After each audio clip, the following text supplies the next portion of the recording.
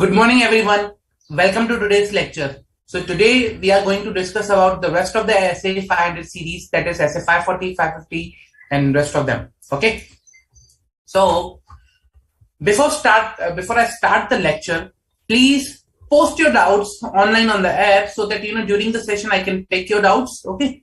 I will be constantly watching on that questions that you post, and I will be answering according to them. Okay. So don't hesitate. Please post whatever doubts you have. Okay. I hope you have read this topic before and you are ready with your questions. So let's start. Okay.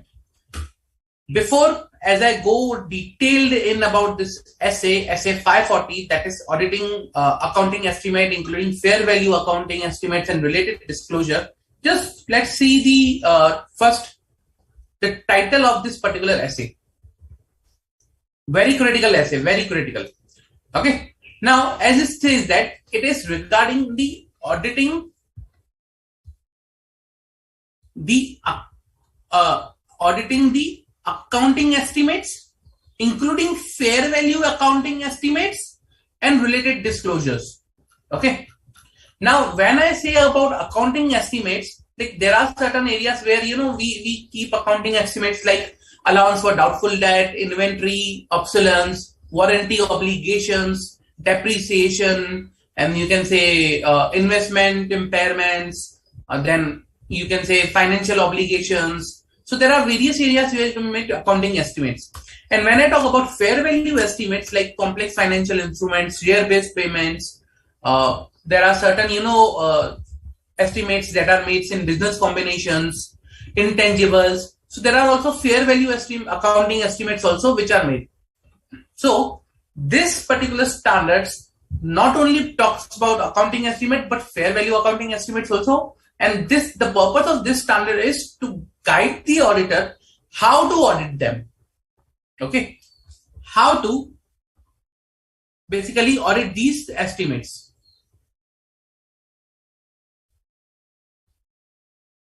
Okay. Now we understood the accounting estimates and the fair value estimates. Examples, some examples. Okay. We understood what is the how this standards helps us. This helps us to identify that how we can audit them. Now, when I say how we can audit them, basically it says that okay, how you can consider SA 315, that is during risk assessment, how you can focus on the accounting estimates, and he says that how you can apply SA 330 means how you can plan your audit procedure, or you can prepare a response to the risk that you have already assessed, okay, with respect to the accounting estimate or fair value accounting estimate. Okay, so it's nothing but it says that how you can apply SA 315, 330 while auditing this particular area. Okay, so let's see what is the scope. So as we saw with the title itself, that scope is auditor's responsibility regarding accounting estimate, including fair value accounting estimate and the related disclosure in an audit of financial statement. Okay, so that is the scope, that the auditor's responsibility, that how he needs to audit particularly. It expands on how SA 315, that is understanding the fair value estimate while understanding the entity, and SA 330, that is assessed response to the risk of material misstatement, means how to prepare the response of the risk that you are identified in the accounting estimate and fair value estimate. Okay, and other relevant essays to be applied in relation to accounting estimates. Now, what is the objective of the auditor?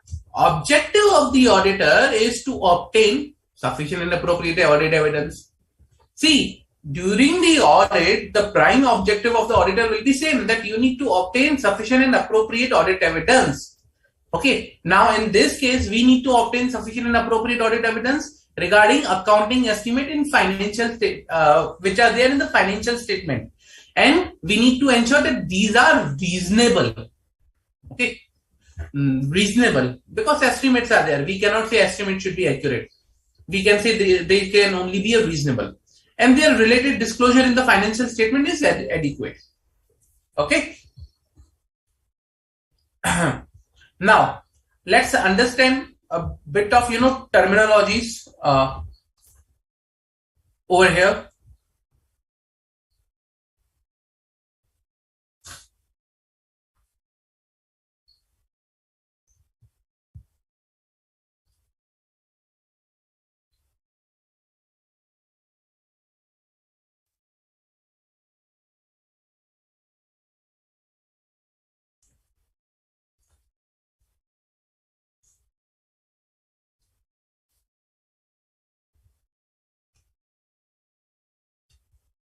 When I talk about accounting estimate, okay, accounting estimate is nothing but an approximation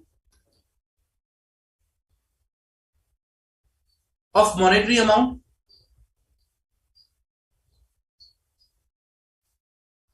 Okay. Now, this is the approximation of the monetary amount. Okay. And this is prepared by something by management. Now, what happens is, in the case of accounting estimate, management, prepares this estimate based on their certain risk assessment or certain areas. So what it happens is, first, if I tell you step-by-step process,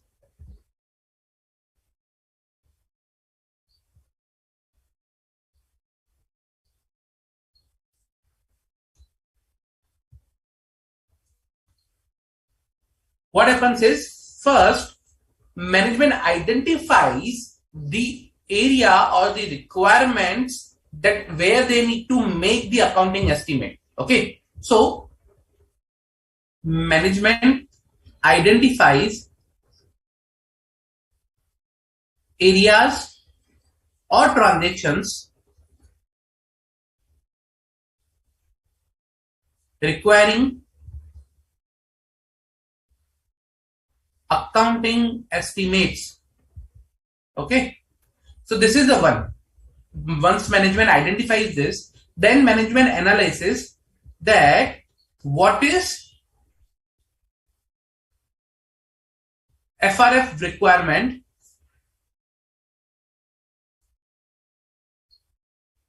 for accounting estimates. What is the requirement of financial reporting framework with respect to the accounting estimate? So management identifies this also. Okay.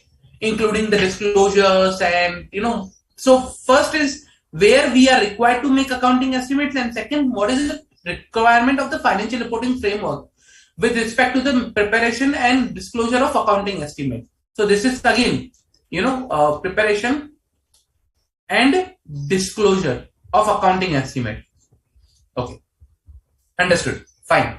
Now, third, once they identify the area, once they identify the requirement of FRF, what management does is, management itself starts, preparing the accounting estimate, or they estimate the number or amount that is there. Okay. So making the accounting estimate.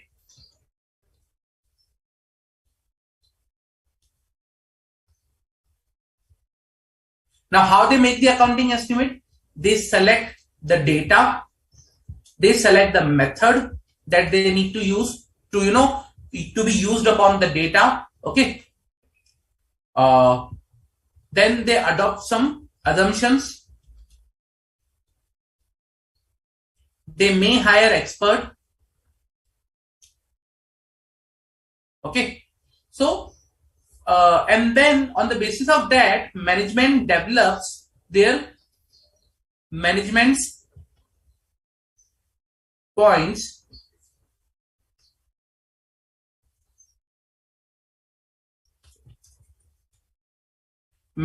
point of estimation.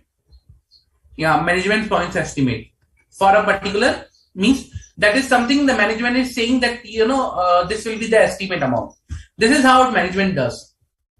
This is how management does. Now, if this is done by management, then what is our job? Our job is to validate the same, whether this is appropriately correct or not. So what we will do is, when management prepares this particular thing, now comes the auditor's job.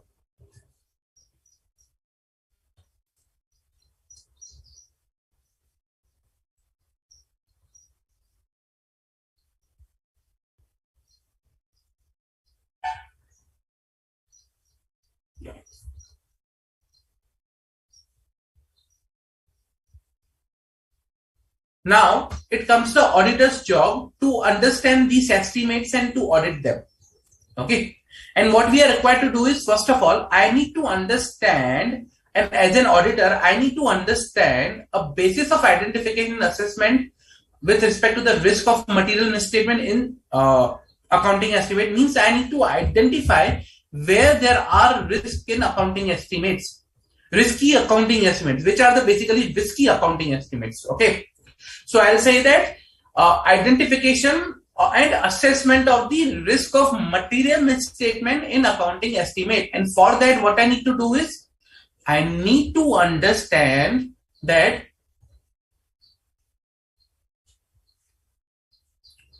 how management identifies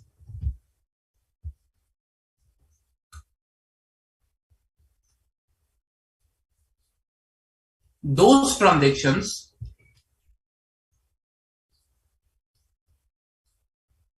which require accounting estimate.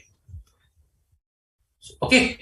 So one side, management identifies the area, and I will understand how you are identifying these are the areas, how you are ensuring the completeness of all the areas that requires accounting estimate.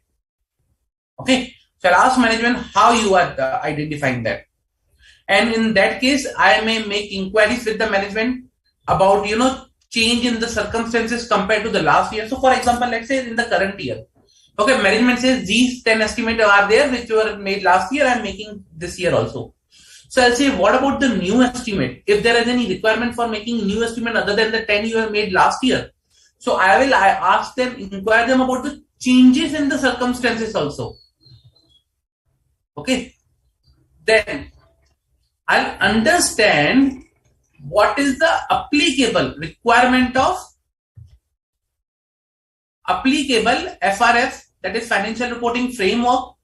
Okay. So which applicable is there to the entity, applicable to the entity, and which financial reporting framework is, prescribing what data, what requirements for estimates, and I will understand all of that. So I'll see what is the understanding of the management. I'll see what is my understanding. I'll compare both. Okay. Then, when I'm making the estimate, okay, when the management is making the estimate, what I'm required to do is, I'm required to understand the method that has been applied by the management should be appropriate. So it should be appropriate method. So whether the method for making accounting estimates are appropriate and applied consistently. Appropriate and consistently applied. Why? Reason because last year I applied some another method. This year I am applying some another method. So it should be consistently applied and appropriate method.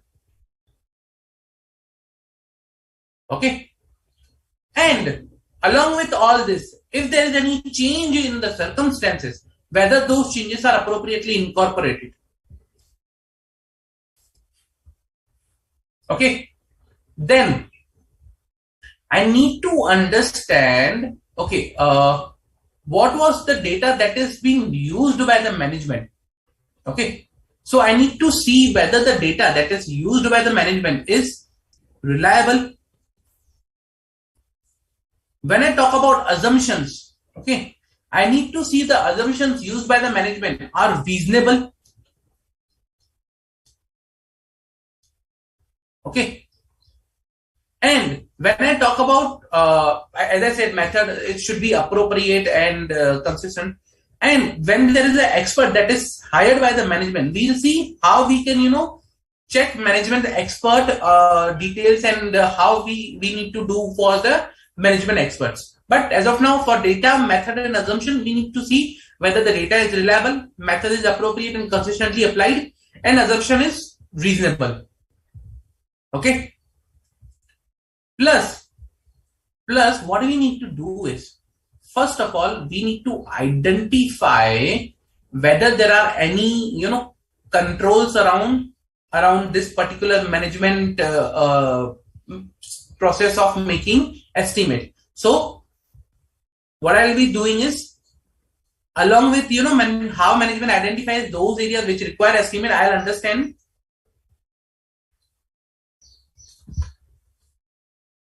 controls placed by management with respect to making estimates. First, I'll identify those controls, and then what I'll do is, once I'll identify those controls, I'll check whether these controls are either operating effectively or not. Okay, so I'll test the operating effectiveness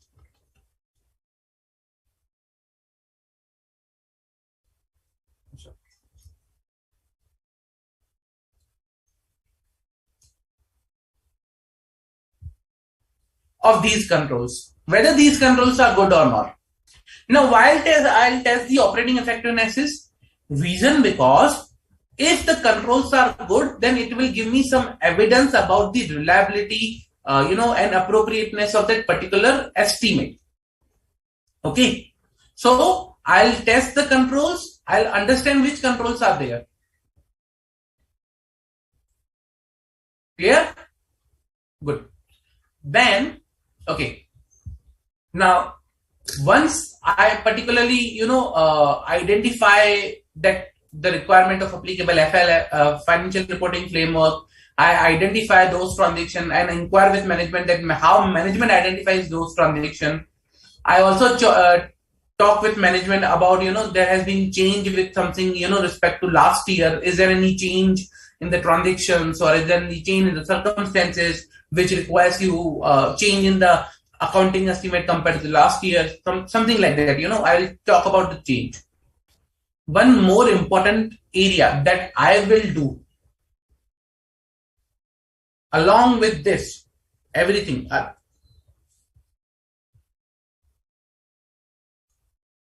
So when management will develop their points estimation, in front of that, I will develop my auditor's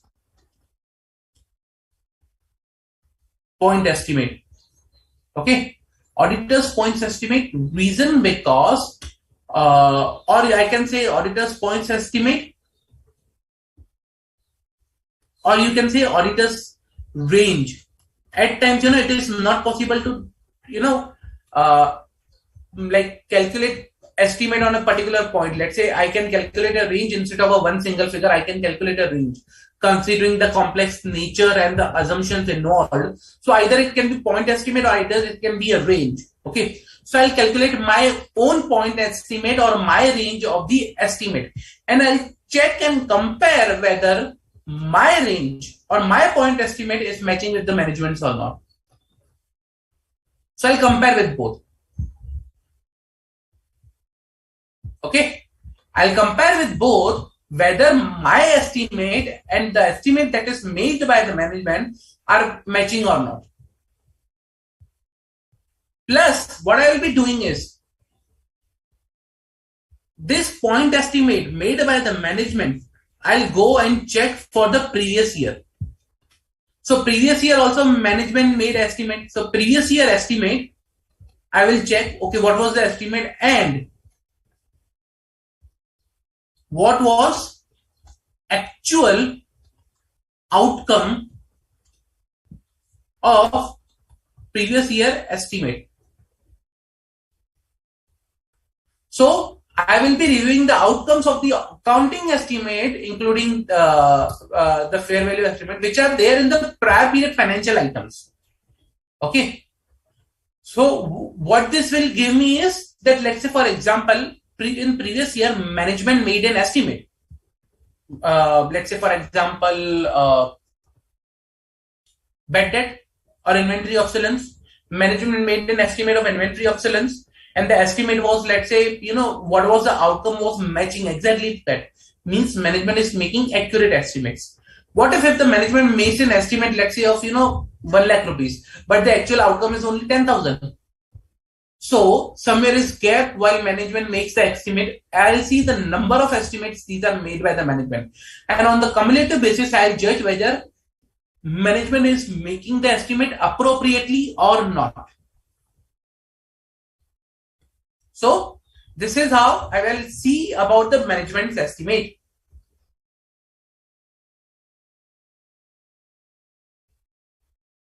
Okay.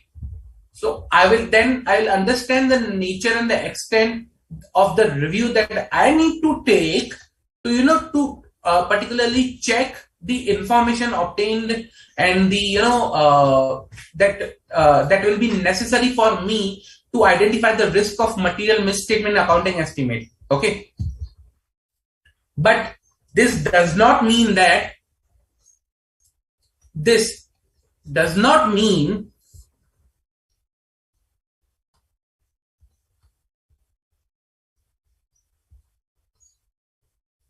that I can call questions onto previous year's estimates and judgments.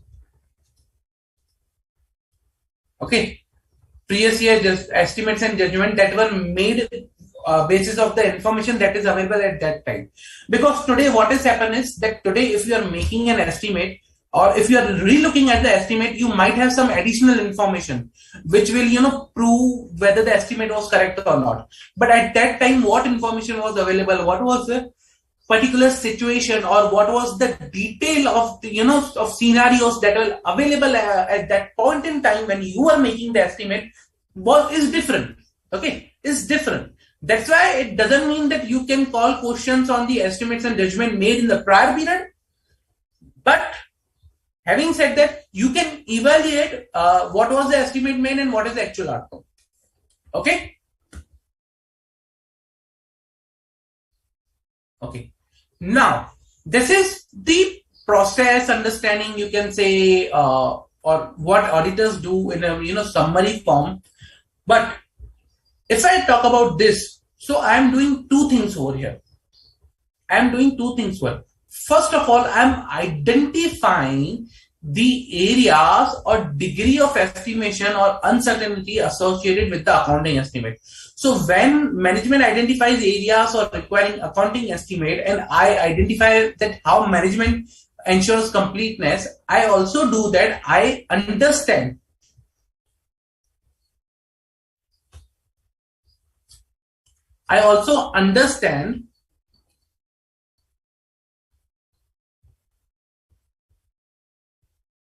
degree of uncertainty. Okay, degree of uncertainty associated with this accounting estimate. How much uncertain this accounting estimate is. Second, I understand whether this gives rise to the significant risk. So, while understanding the transactions which requires accounting estimate, I also understand the degree of uncertainty of those accounting estimate, how much uncertain they can be, and what is the risk associated to that, whether they give any rise to significant risk. And along with the FRF, so I'll check also the presentation and disclosure requirements in the FRF. Now, when I talk about that, okay, I will be, understanding the methods are appropriate, checking the estimates, reliable, all this stuff. I'm talking about that I will prepare a response.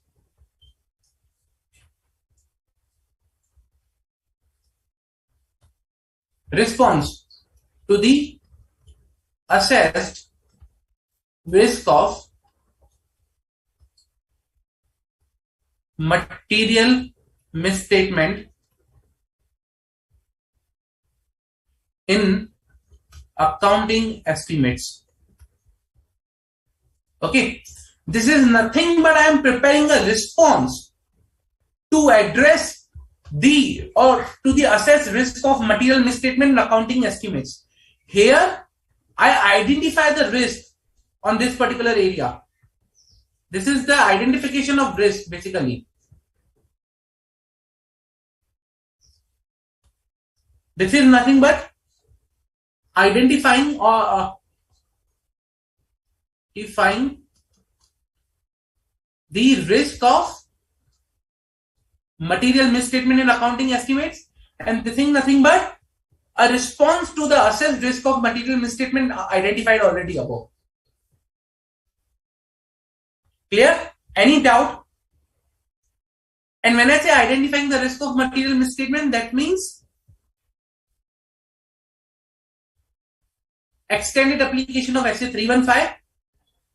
And when I say a response is prepared to the risk of material misstatement, extended application of SA 330. It's the same thing. When I say I'm checking the reliability of the data, appropriateness of the method, reasonableness of the assumptions, I'll check the outcome of the management estimate, I'll prepare my point estimate. All these things are known as a response to the assessed risk of material misstatement, or you can say extended application of SA 330.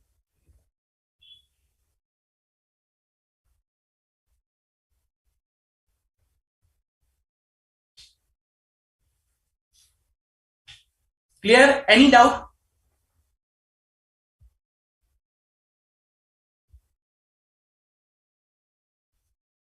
Okay. Now,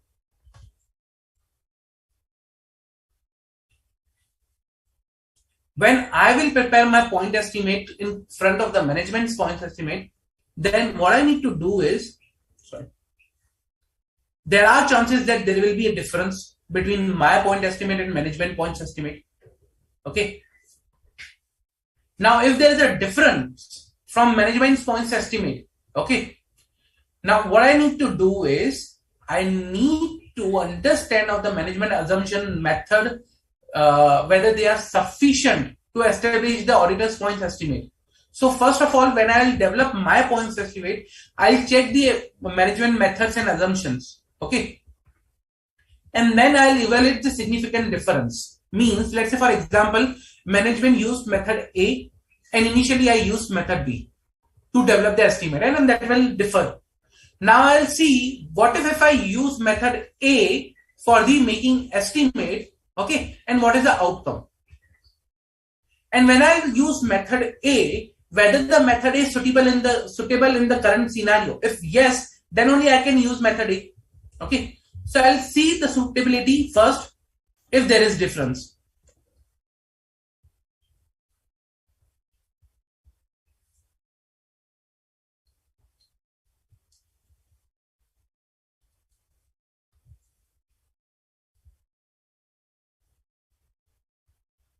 Suitability of the management's assumptions or methods.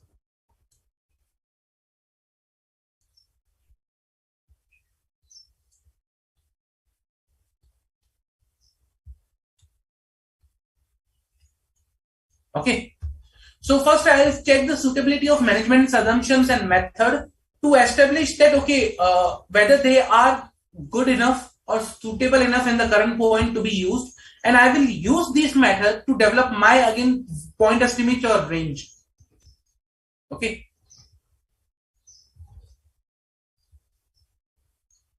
So I'll use these methods if suitable to develop another point estimate.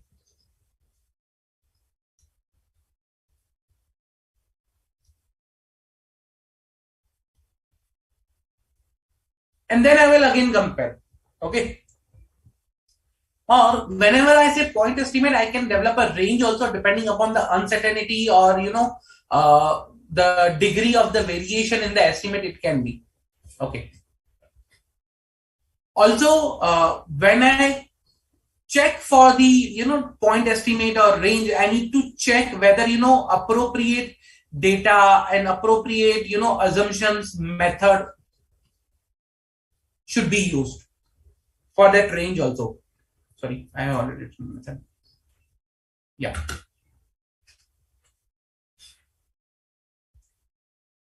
Okay. Now move this. I'll go one step further over here. When management develops their point estimate, I'll ask management that, sorry, have you considered other possible outcomes for this particular estimate?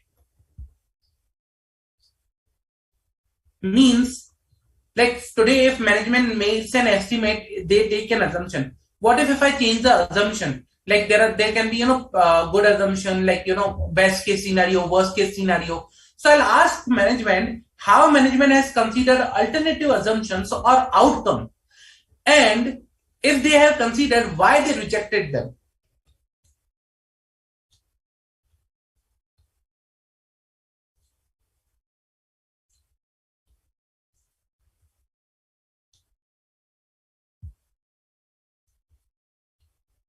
Why they rejected this particular outcome, okay, in making the estimate. Fine. Then I will ask management, okay, now you have like whether you have rejected this outcome or whether you have rejected this possible what you can say assumption, what was the reason behind that, why you think this is not applicable in the current case, and accordingly I need to decide on my that whether the management whatever management is correct or not.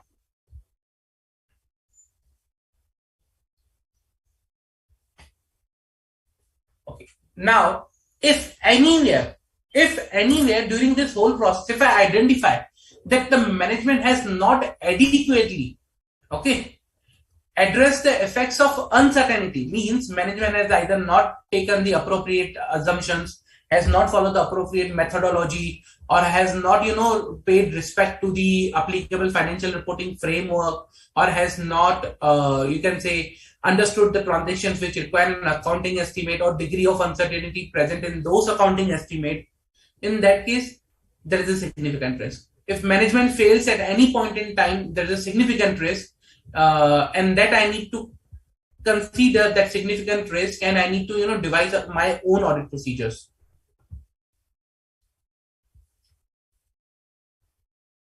Okay.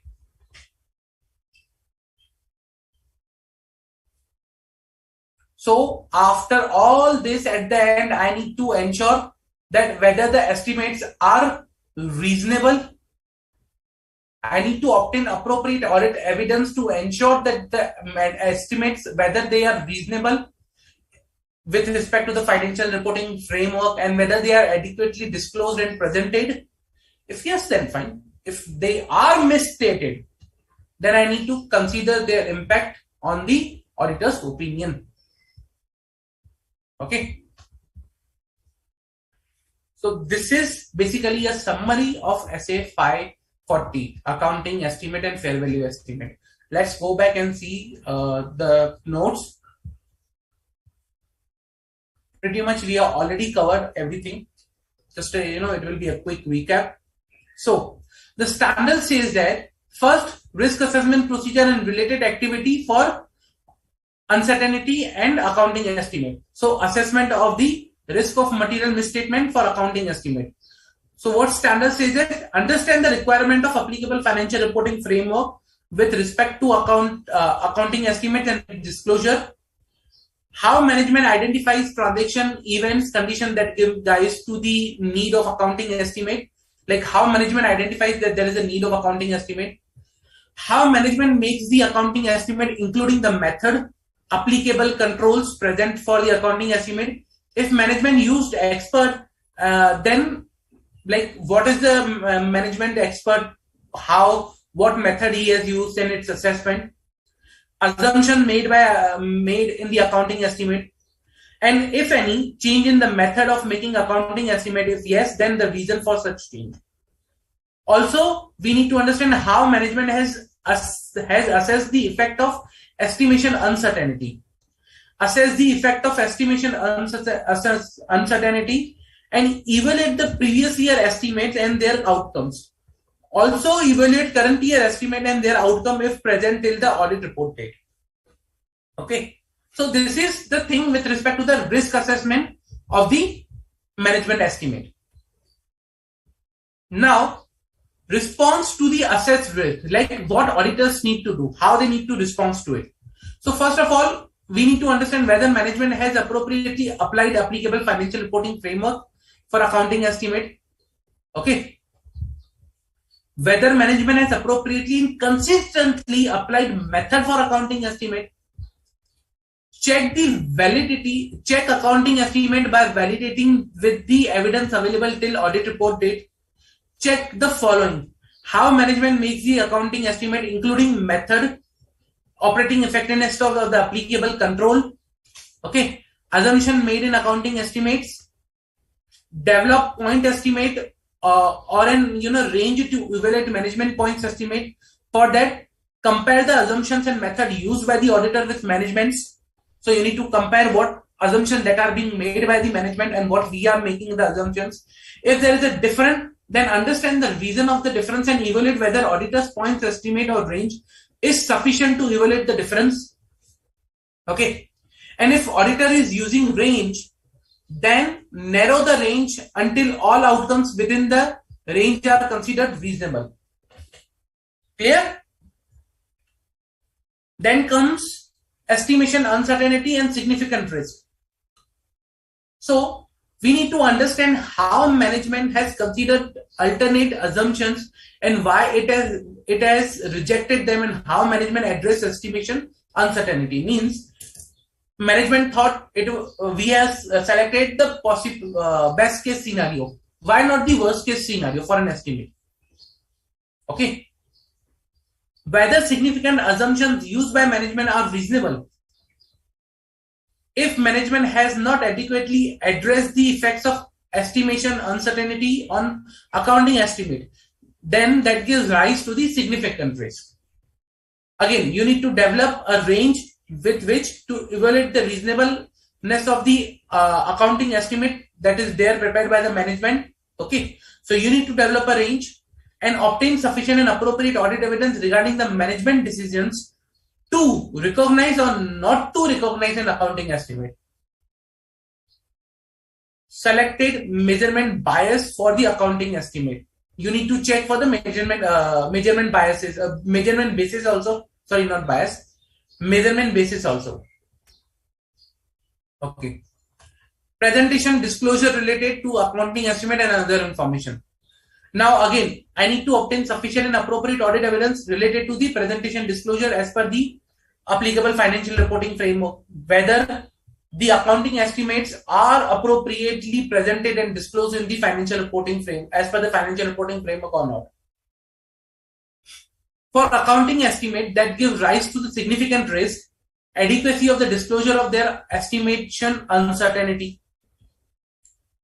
Obtain written representation, significant assumptions used in the making accounting estimates are reasonable, and indicators of possible management bias that do not themselves constitute misstatement. Evaluate management bias. Now, very important. What is management bias? Management bias means a lack of, you can say, neutrality, or a lack of, what you can say, like biasness. So there is a biasness present, means management is biased towards, or it's taking some decision knowingly, or tending or lying on some particular points knowingly, that okay, I will be doing this, I will be referring this in accounting estimates. For example, let's say while selecting the assumptions, most probably the biasness we see in the assumptions, like management will take assumptions which are favorable in the case of management. So management will not apply, the appropriate method or assumptions. Rather, they will select those scenarios which result the outcome in the management's favor. So that's something management bias, a lack of neutrality. Okay, management will select those outcomes or assumptions that are in favor of management. Clear? That is SA 540.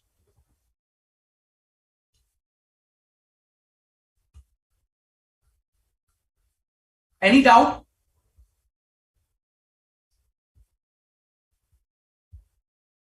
Any doubt, guys?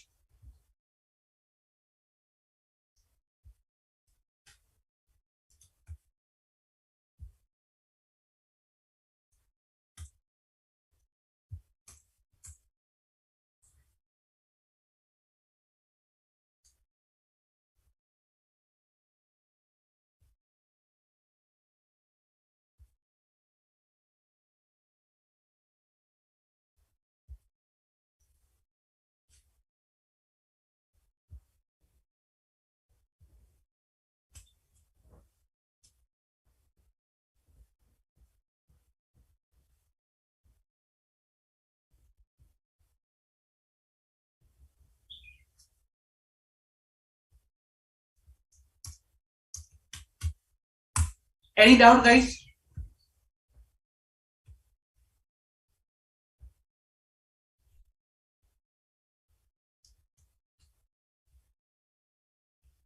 See, please ask as much you can, because it's very important for me also to understand if you have any doubts, so that I can explain in a much better way.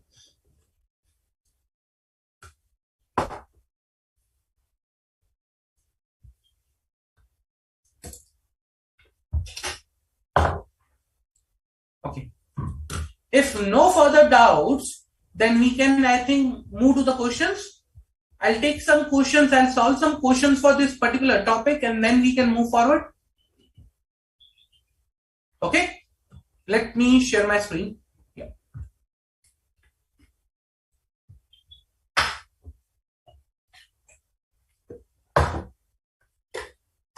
Okay. Now, SA 540, I'll solve some MCQs and then we'll see the sum of the past questions.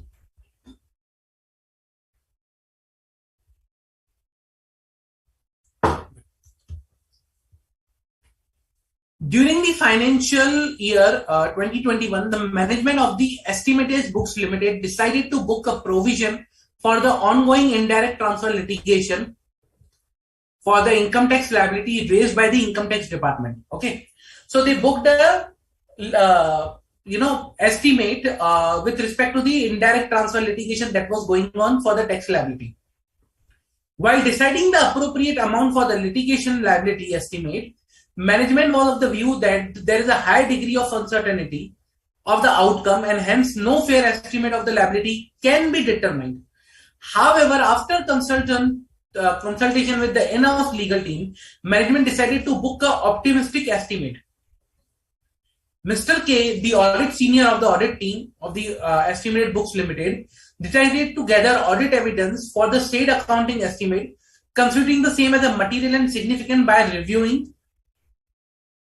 whether the events occurring up to the date of auditor's report provide audit evidence, how management made the accounting estimate and the data which is based, whether the method of measurement used by management is appropriate in the circumstances, and whether the assumptions used by the management are reasonable in the light of measurement objectives.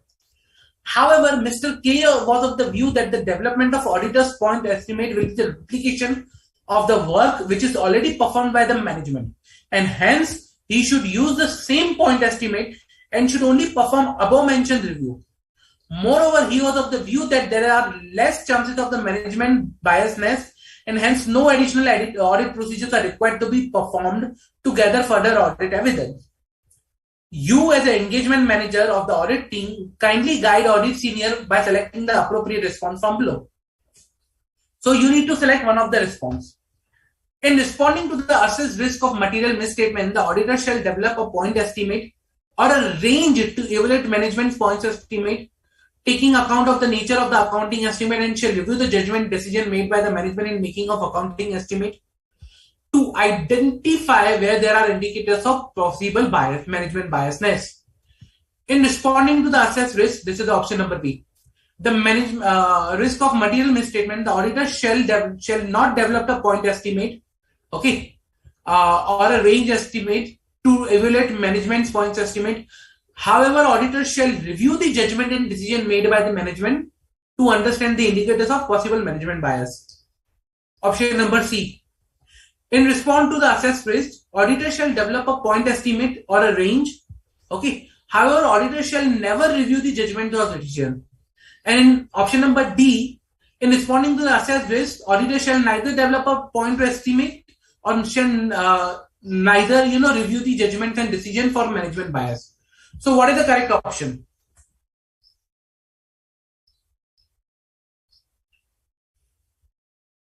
So the question is, Mr. K was of the view that there is no point of developing auditor's estimate because this will be a duplication of work, as there is already high uncertainty and they have hired the expert for the particular preparation of estimate.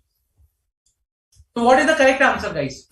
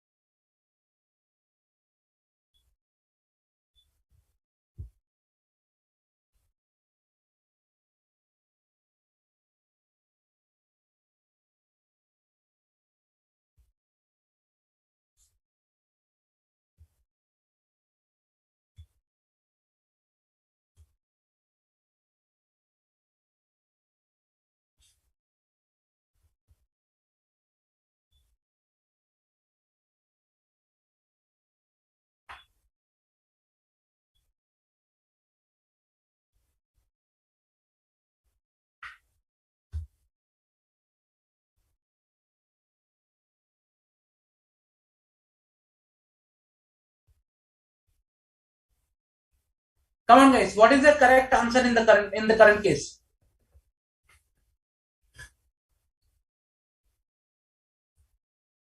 A, B, C, D. What is the correct option?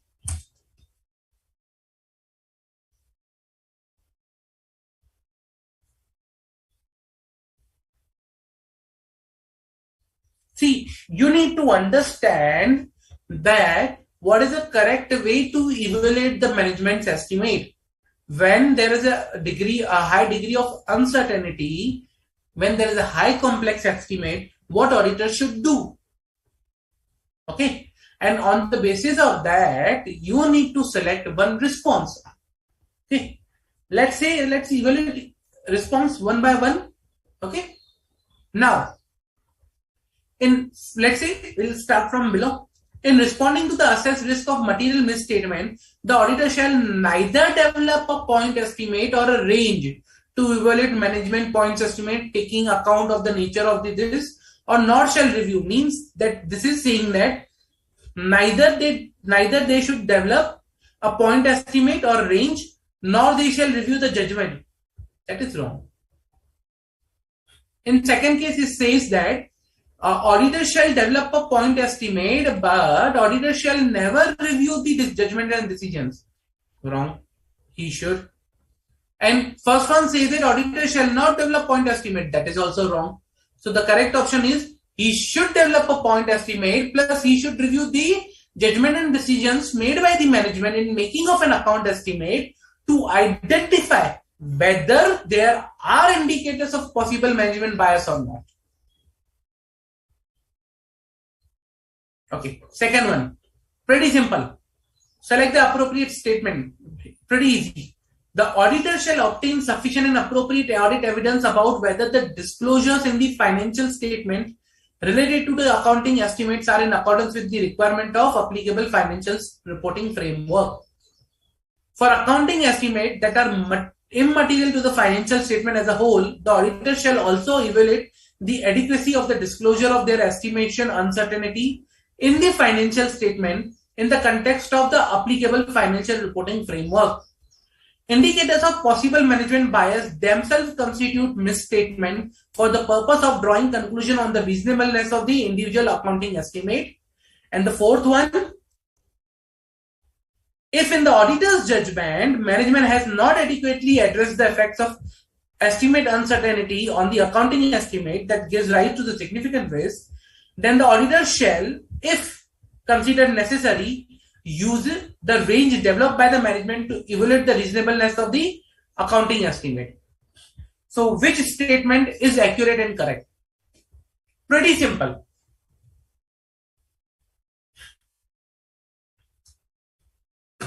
Pretty simple.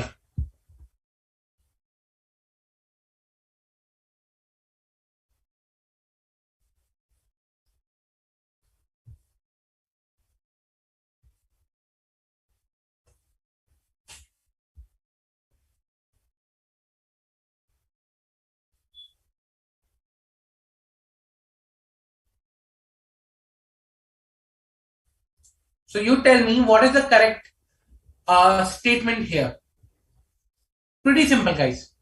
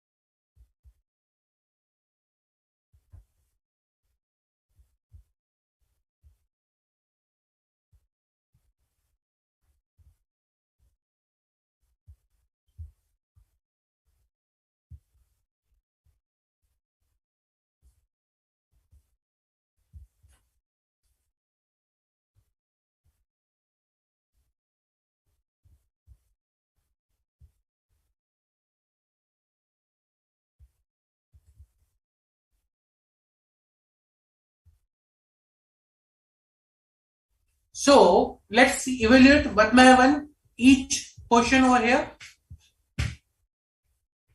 Okay. First, the auditor shall obtain sufficient appropriate audit evidence about whether the disclosure in the financial statement relating to the estimate are in accordance with the requirements of applicable financial reporting framework. It appears to be correct. Yes. So as of now, we'll park this on side. This appears to be correct one. B. For accounting estimates that are immaterial to the financial statement as a whole, the auditor shall also evaluate the adequacy of the disclosure of their estimation uncertainty. No, it is only for the material one, not the unmaterial one. So this is wrong. Indicators of possible management biasness themselves constitute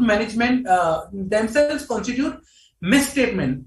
That is also incorrect.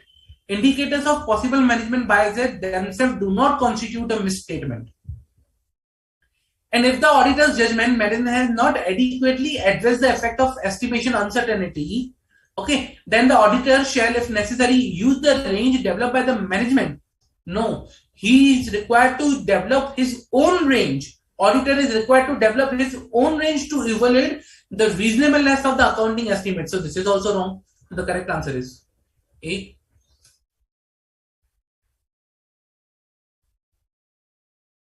Clear, guys? Any doubt with respect to SA 540 as of now? Any doubt?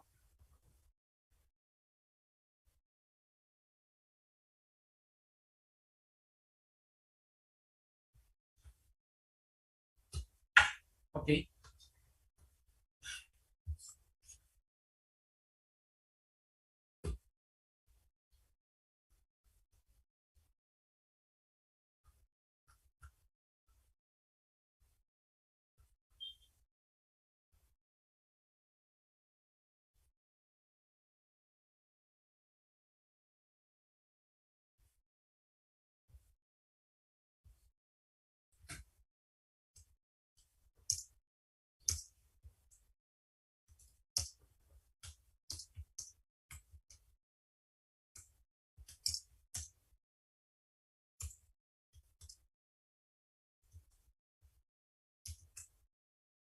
Okay. And let's see some of the past questions. with respect to this topic only. So there was one question which was asked in January 21 attempt.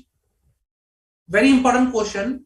It was very good question basically, and it is one of the practical example I know personally.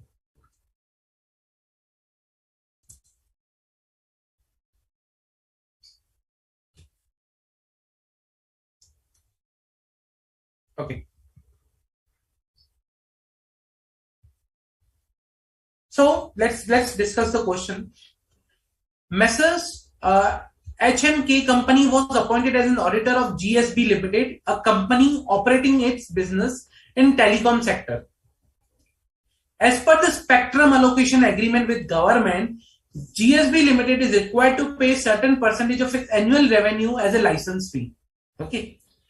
GSB Limited paid the license fee on its core business for last 2 years. At the end of third year,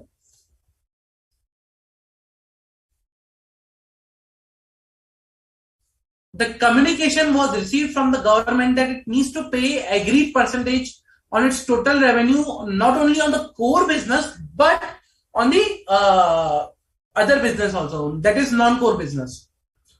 Matter was disputed and went into court of law. On prudence basis, GSB Limited made a provision on the estimated business in the books and books of account and agreed percentage on non-core business receipts. Okay. So what they did is the matter went over there and they prepared an estimate in their books of account on the non-core business. The amount of the provision was such a huge amount that GSB Limited profit and loss account for that quarter reflected loss due to that provision. How you as an auditor can evaluate this accounting estimate which involves significant risk, and what if management has not addressed the effect of estimation uncertainty on the provision made? This is a practical, practically we face such kind of examples. We face such kind of situations. Let's see the answer. In the given case, HKN Company was appointed auditor of GSB operating telecom, where GSB Limited paid the license fee on its core business revenue, but government required it to pay on the non-core business also. Consequently, the amount of the provision was such a huge amount that GSB profit and loss account reflected a loss for that particular quarter. Okay. Now, as an auditor, okay, what you need to do is, for accounting estimates that gives right to the significant risk, in addition to the other substantive procedures performed to meet the requirement of SA 330, okay, the auditor shall evaluate the following. First, how management has considered alternative assumptions or outcomes and why it has rejected them, or how management has otherwise addressed estimation uncertainty in making the accounting estimate. Means what management has done to understand what possible other outcomes could be. Best case scenario, worst case scenario, remember?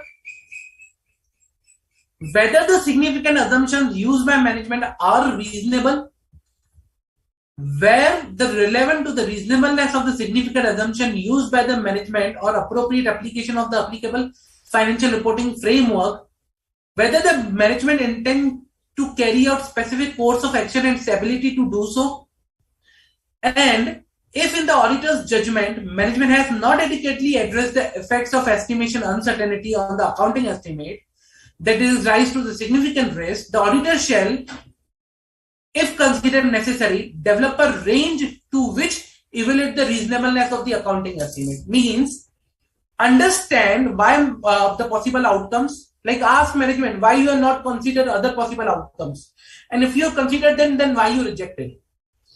Assumptions used by management are reasonable or not.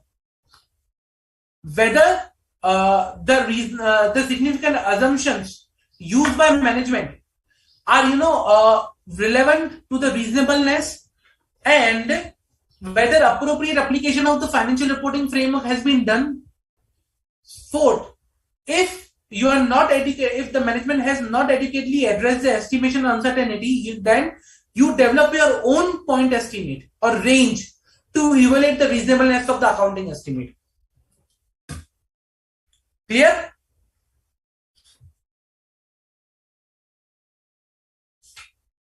Any doubt? So this is how you can, tackle this situation.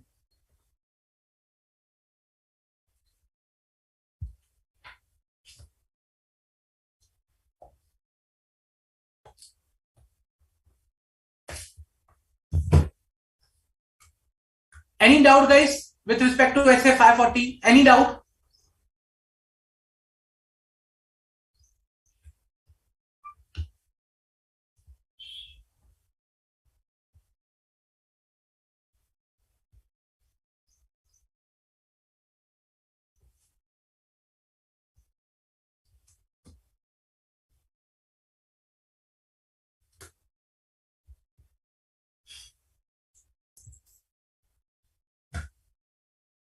Let's see one more question.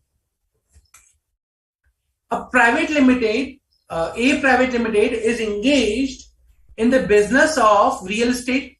The auditor of the company requested information from the management to review the outcome of accounting estimate, like estimated cost, consider for the percentage of completion, etc., included in the prior period financial statement and their subsequent re-estimation for the purpose of current period. The management has refused the information to the auditor, saying that the review of prior period information should not be done by the auditor. Please advise. Okay. So they asked please provide us the detail of the prior period estimate. We want to review that and we want to see the subsequent re-estimation for the purpose of current period. But management refused. I will not give, because this is something prior period and that is out of your scope.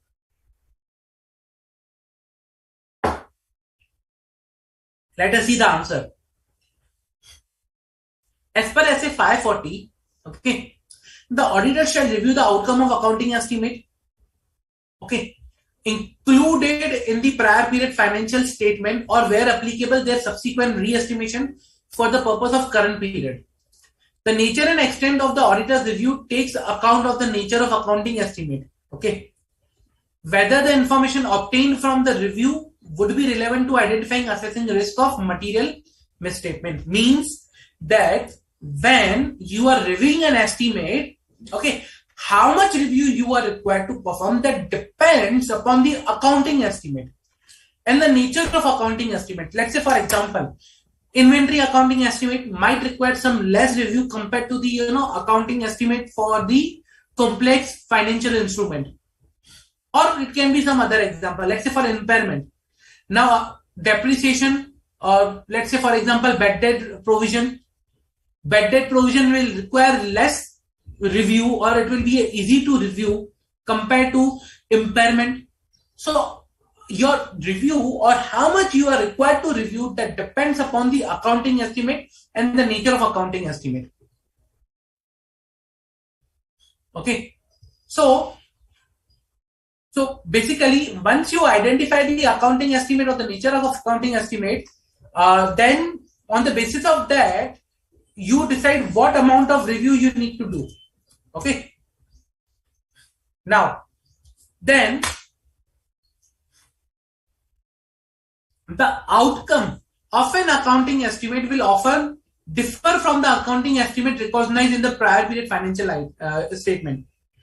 Reason, because it's an estimate, not an accurate. So outcome will differ. But how much it is differing from the accounting estimate, that is very important to understand. By performing risk assessment procedures to identify and understand the reason for difference, the auditor may obtain information regarding the effectiveness of the management prior period process, from which the auditor can judge the likely effectiveness of the management current process. Auditor's evidence that is pertinent to the re-estimation. Auditor's evidence of the matters such as estimate uncertainty that may require disclosure in the financial statement. Okay. The review of prior period accounting estimate may also assist the auditor in current period in identifying circumstances or conditions that increase the susceptibility of the accounting estimate or indicate the presence of management bias. Means that while reviewing the prior period accounting estimate, I may get information that how management is making the estimate, how they much accurate are, how much they are accurate, and whether there is a something possible management bias in those accounting estimate or not. Okay, if I identify certain circumstances that is that indicates otherwise, then I need to determine the nature, timing, and extent of my further audit procedures. Okay. However, the review is not intended to call into the questions the judgment made in the prior periods that were based on the information available at that time. In the given case, management is not correct, refusing the relevant information to the auditor. So, management has to provide the information, but I cannot call questions on the judgment that were made based on the information available at that time. However, I can evaluate that information to understand the management process. I can evaluate that information to understand the re-estimation required in the current period. I can evaluate that information to obtain audit evidence to understand whether the management estimates are, what is the outcome of those estimates. Clear? So that's the particular answer for this particular question.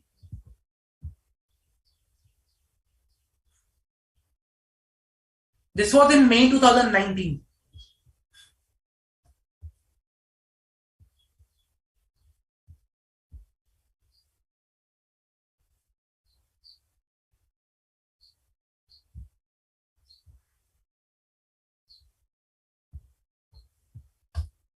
Any further doubts, guys? Any doubts?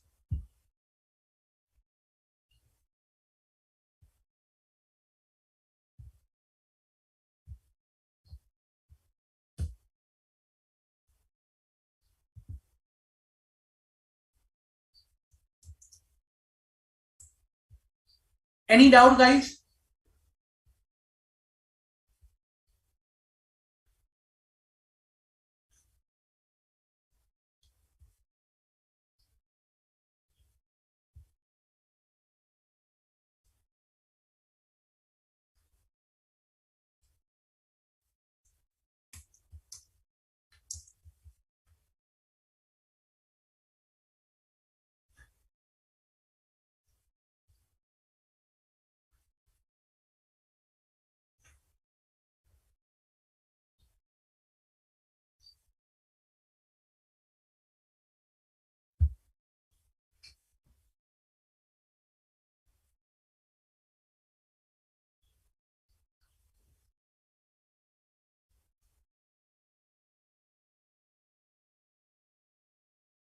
Any doubts with respect to this topic or any of the questions that we discussed?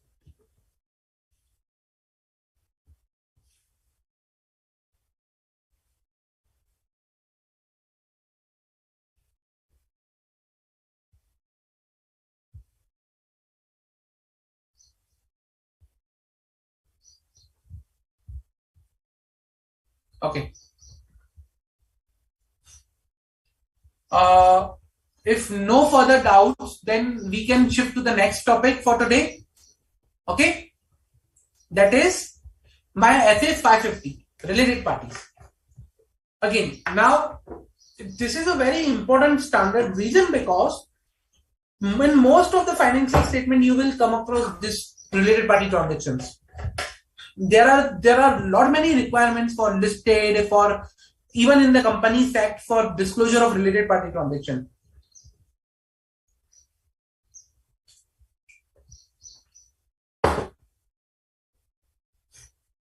Okay, so let us understand why what this standard says that, and what is our objective, or what is our duty with respect to related parties. Okay, now as the name suggests, related parties, so this standards relates to the audit of related parties. What things we are required to do when we identify related parties, or what are the things we are required to do to identify related party relationship and transaction. Okay, now when I talk about related party, it is not only the related party, I say that related party relationship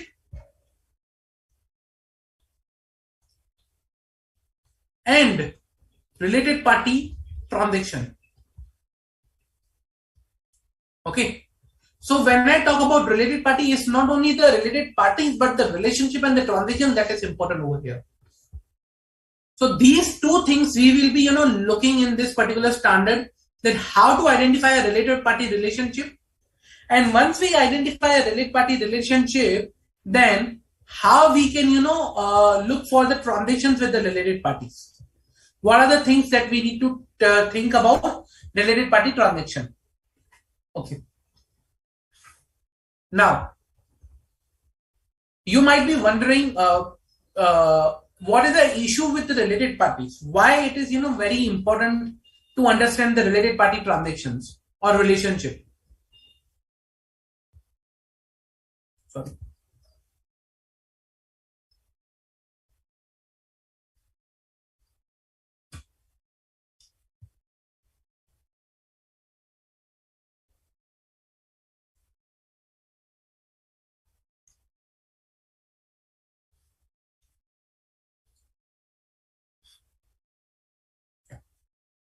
So why it is important for us to understand the related party relationship and transaction? See, with respect to the related party transaction and relationship, I'll tell you one thing. Now, related party transactions usually, are something which gives a higher risk. Okay, they may carry higher risk of material misstatement, but there are chances also they are in the normal course of business. So we need to understand whether the related party transaction is in the normal course of business, or if they are not in the normal course of business, then whether they carry a higher risk of material misstatement. Okay. In some circumstances, there can be a chance of fraud risk also. But again, we need to understand that particular, related party transaction, the risk present, and accordingly, we need to, see what is the risk present in that particular transaction. Number two, the requirement of financial reporting frameworks. Related parties are not independent of each other. Okay. Many frameworks, SEBI listing agreement, Companies Act, Ind AS, requires disclosure for the related party transactions or relationships.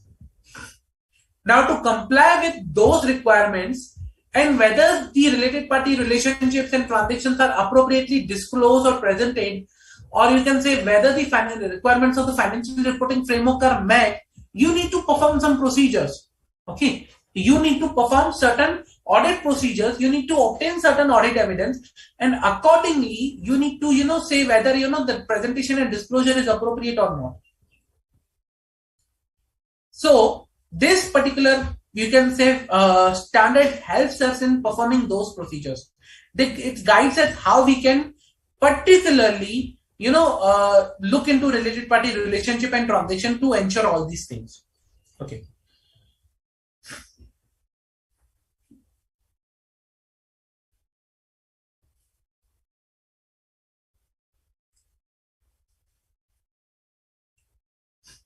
Let's say, for example,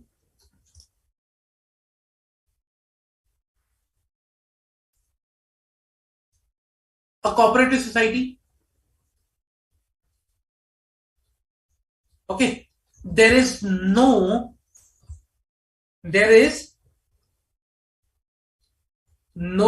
requirement of reporting any of related party transaction or relationship. Let's assume this for time being. Okay, for the cooperative society, like ABC cooperative society, there is no requirement of reporting any kind of related party transaction or relationship. Okay, and there is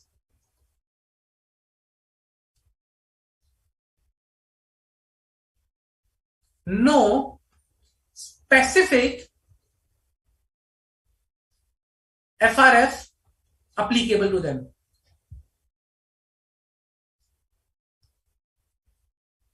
Or we can say, let's say, not ABC cooperative society, let's say I'll change the example.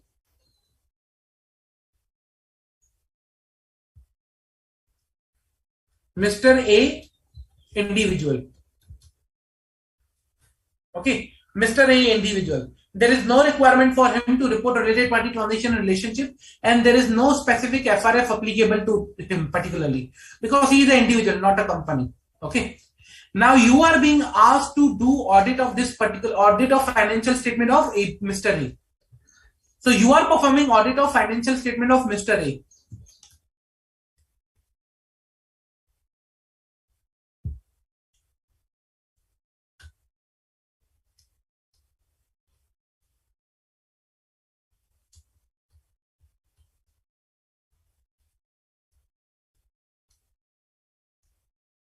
Now you tell me whether this standard will be applicable or not. You need to tell me whether SA 550 is applicable. Basic question. Mr. A is their individual. There is no requirement of reporting of any related party transaction or relationship. There is no specific FRF applicable to him. Okay. You are performing audit of financial statement of Mr. A individual, which he has prepared himself. Now, when you tell me whether SA 550 is applicable, whether you will test related party transaction or not. If I reframe my question, whether will you perform audit procedures to test related party transactions or relationship?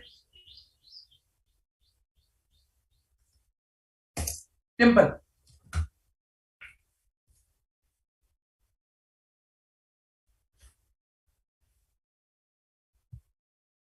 Pretty simple question. Before we move further, this is an important clarity that we should have.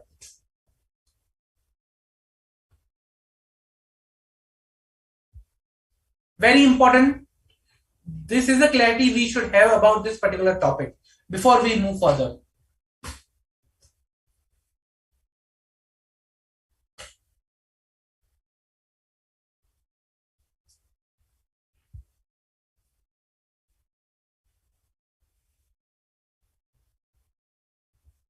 Come on, guys.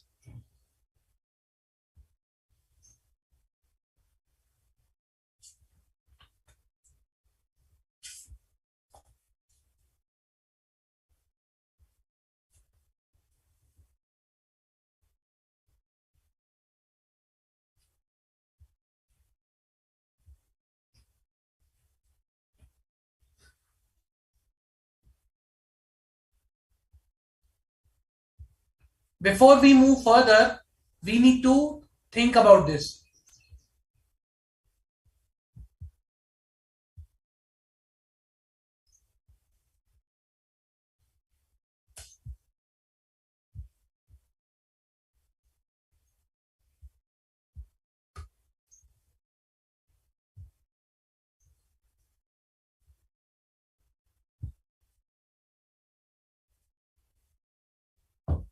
Okay. So, what standard says that, or what is the requirement is, even if applicable financial reporting framework establishes minimum or no related party requirement. Okay. Even if applicable financial reporting framework establishes minimum or no related party requirements, the auditor needs to obtain understanding of the entity's related party relationship and transaction. So, whether SA 550 is applicable, answer is yes. Even though there is nothing, I still need to understand the related party relationship and transaction to conclude whether the financial statement are affected by those relationship or transaction. Means whether they give a true and fair presentation, where are they misleading?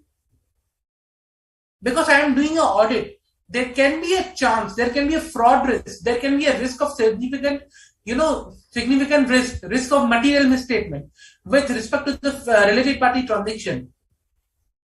Even if these things are not there, financial reporting framework or whatever requirement, I'm still required to understand the related party relationship and transaction. Okay. I need to understand two things with respect to the related party relationships and transaction. So when I'm looking for the related party relationship and transaction, I need to see whether financial statement achieve a true and fair presentation.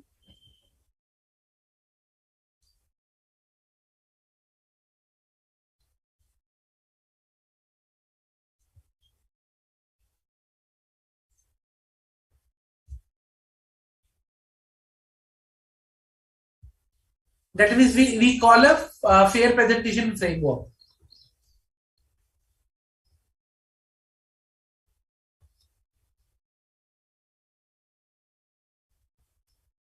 So I will ensure that my fair presentation framework has been complied with, basically. Okay. I'll ensure that the fair presentation framework is complied with. So I'll ensure that the financial statement achieve a true and fair presentation. That's a fair presentation framework, basically. Okay. So fair presentation framework, you can say, for example, let's say if sale of a property by an entity, okay, is at the price above the fair market. So for example, A and B are limited, A limited and B limited are related parties. Okay.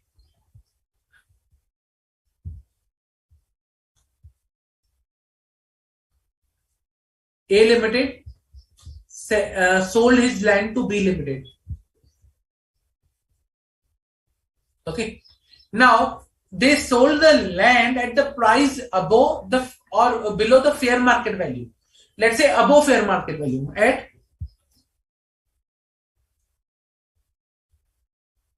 above fair market value. Okay. And accordingly, the profit and loss has been accounted. Reason because this transaction was done to hide the losses from operation. To hide the losses from operation, this transaction was done. This impacts my fair presentation. This is not a fair presentation of the financial position of a company. No, this is a fabricated position. I should see a fair presentation, not a fabricated position. Okay. So I need to ensure the fair presentation framework is applied on the financial statement. Provide me a true and fair presentation. That's a fair presentation framework. Now, second thing that I need to see with respect to the related party transaction is that they are not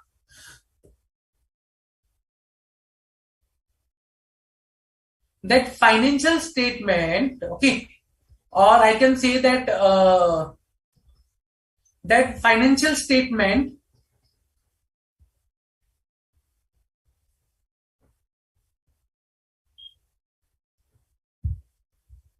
are not misleading. Okay, that is ensurety with the compliance framework.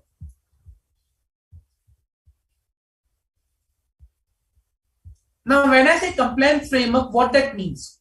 Now, when I say compliance framework, I am talking about basically, you can say whether the related party relationship and transaction are, are in such nature that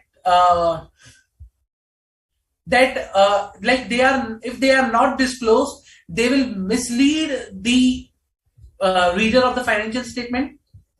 Okay, so the financial statement could be misleading if entities derives a very substantial, let's say for example, now this particular example for, okay, A and B. Now I have disclosed this is a related party relationship in first one. Now, for example, A limited sale to B Limited. Both are related. 90% of sale is to B Limited. That's a related party. And this fact is not disclosed in financial statement. This fact is not disclosed in financial statement. Now this becomes misleading to the reader. Reason because I am not aware that okay, B Limited is my related party and 90% of the sale is to the related party. In A, I fabricated the transaction to hide the fair presentation, true and fair view. In B, I'm not fabricating the transaction. I'm not selling at higher fair market value or lower fair market value. I'm selling what is there. But I'm hiding the material fact which can mislead my reader. That is the fair presentation and compliance framework or fair presentation framework I'm talking about. Clear? This is very important to understand because these terminologies like fair presentation framework or compliance framework, we will be, seeing during our discussion.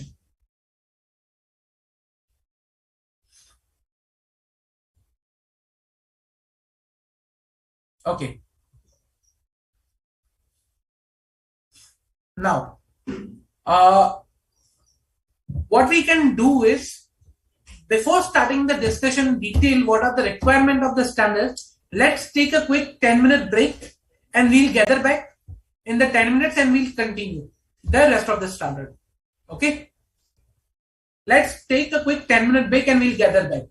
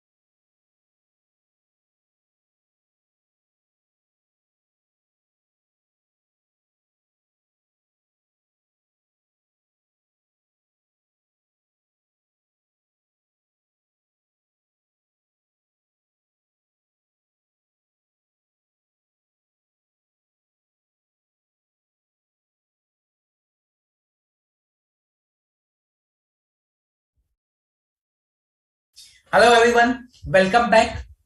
Uh, okay, so let's discuss further on the standard.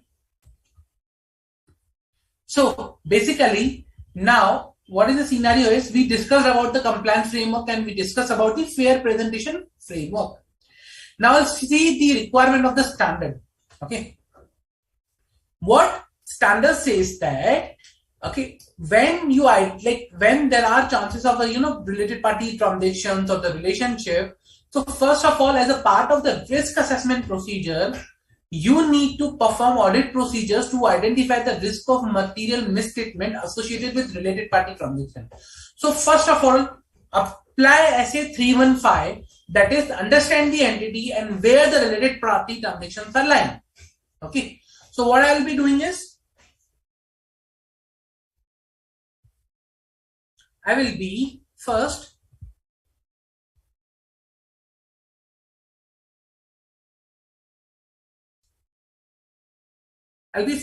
understanding the entity.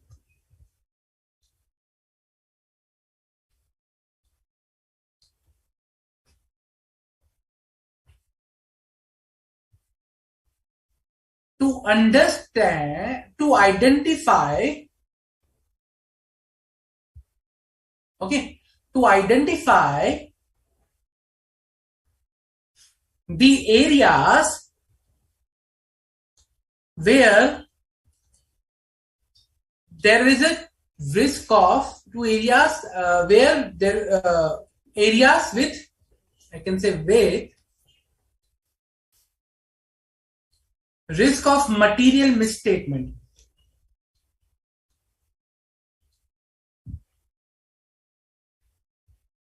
With respect to related parties. So for example, I'll identify in which areas there could be a related party transaction and where there is a risk of material statement due to fraud or error, okay, that could result from the related party relationship or transaction. So I'll understand the areas, identify the areas. Okay. Then what I'll do is I'll go to the management. Management, now tell me who are your related parties. Reason because it's only the management who can tell you who are the related parties. I am not aware because it's a relationship from management. Management, their related parties, their relationship. So first, they should tell us who are the related parties. So I'll go with the management. I'll inquire with the management.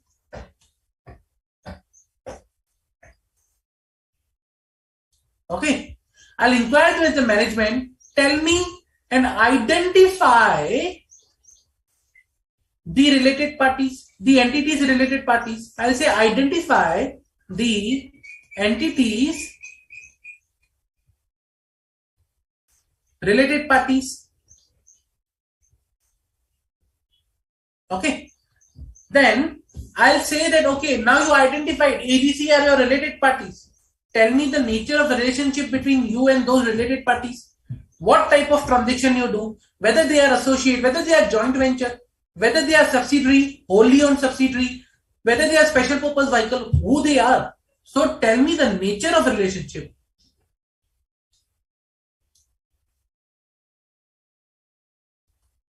between them, like subsidiary, JV, what nature it is. Then I'll ask, okay, have you entered in any transaction with them? So any transaction with them? If yes, then what is the purpose of transaction? Why you enter the transaction with them? What was the purpose? Like it is a sale transaction, purchase transaction, loan. So what is the purpose of transaction? Okay. So I'll inquire with the management about these things. Then I will inquire of management and other within the entities, and I will perform other risk assessment procedures, okay, to establish that what controls are there behind the related parties. So I'll check the controls placed, sorry,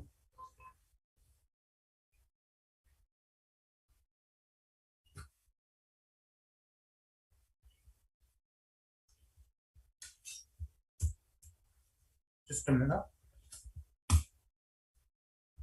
I'll check the control placed on the, okay, on the, just a minute.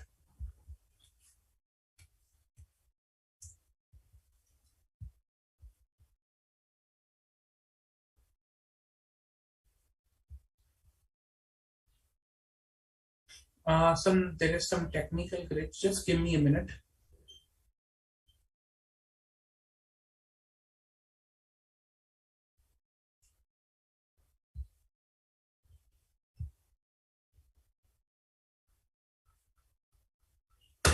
Sorry, just give me a minute. There is some technical glitch. The screen is stuck.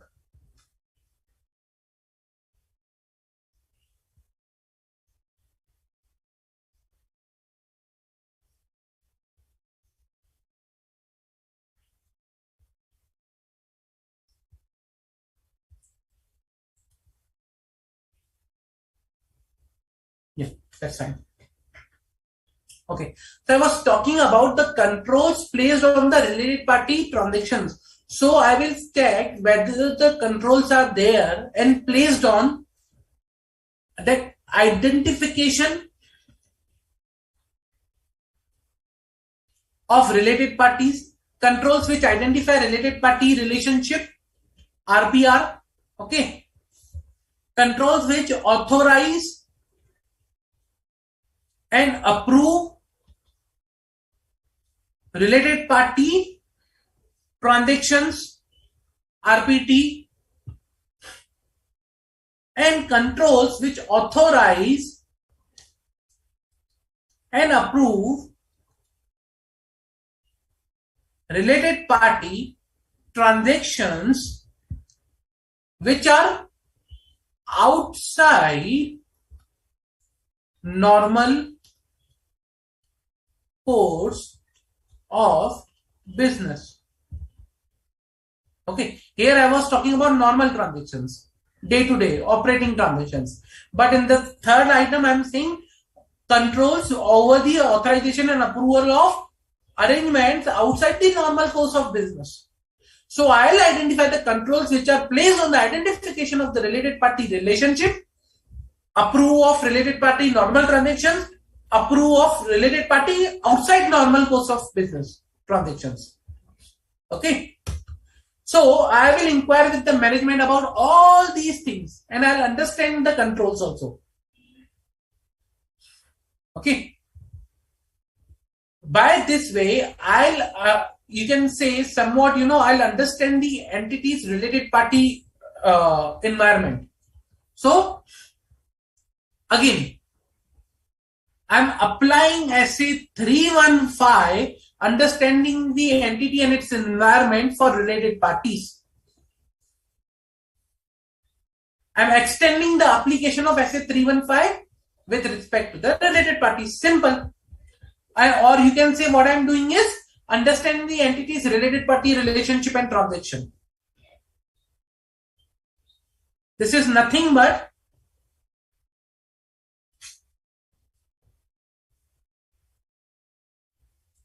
understanding the entities,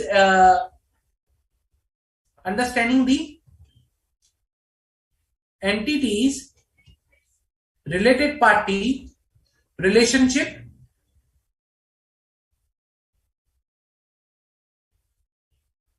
and transactions.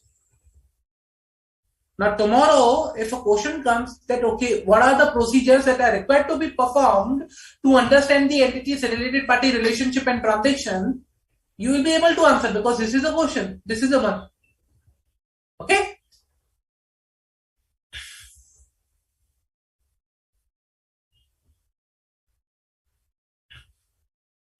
Okay. Now,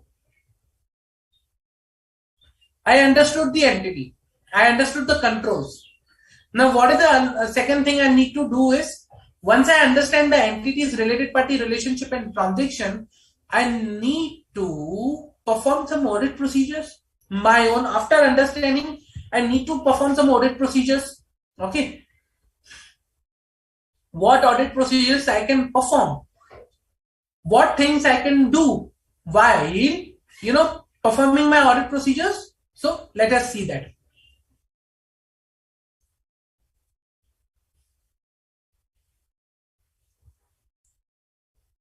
Then once I understand what do you say, the entity, I need to perform audit procedures, or in case of related parties, it is more important I shall remain alert, okay, for related party relationships and related party transactions while testing other areas. Reason, because it may happen that I'm already testing certain areas that I just need to be alert. So what I can do is, I can inspect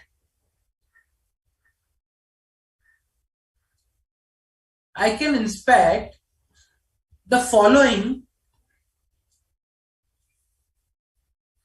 to identify related party relationships and related party transactions which are not disclosed by management. See, if the related party transaction and relationship is already disclosed by the management, then that is fine.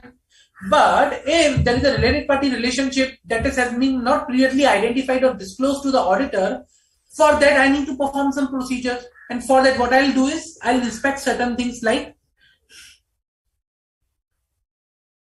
bank, legal, and third party confirmations.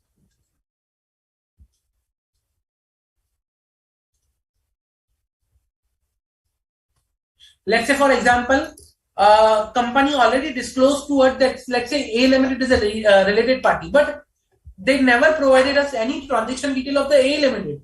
So when we send out a confirmation to A Limited, third party confirmation, or you can say A Limited's confirmation, will help us to understand the transaction with them, what was performed during the period.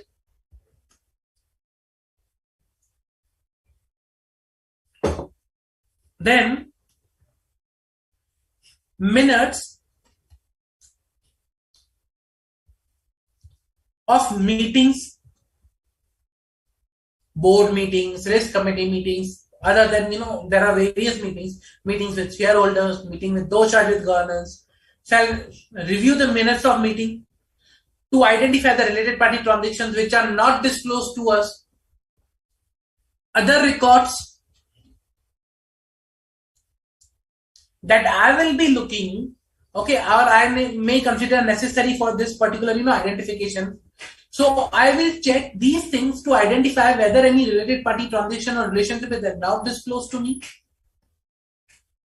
Or other records can be, let's say, for example, investments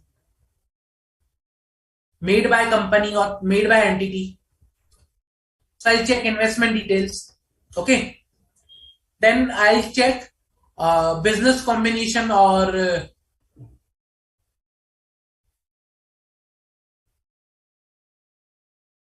just a minute. Sorry.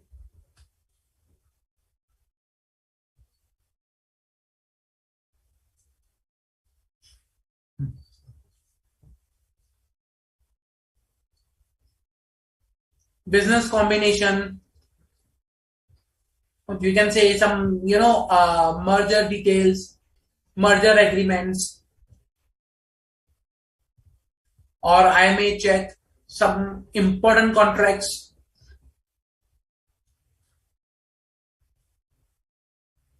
Something like that. Okay, to understand the related party relationships of the transactions. Okay.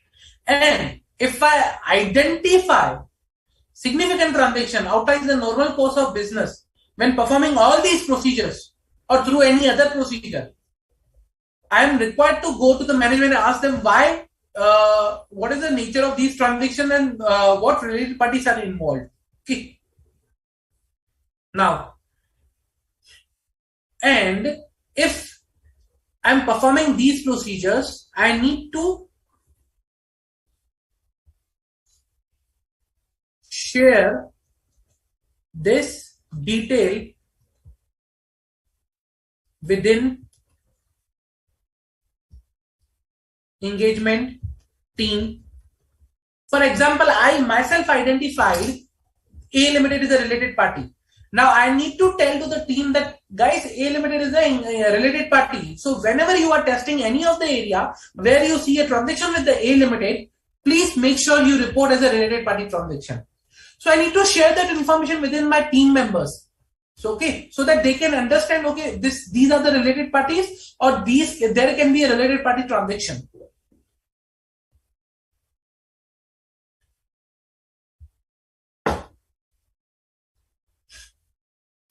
Clear?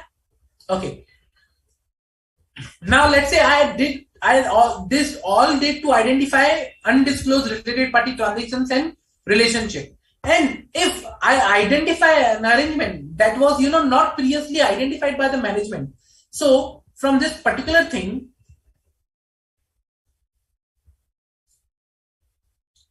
if auditor identifies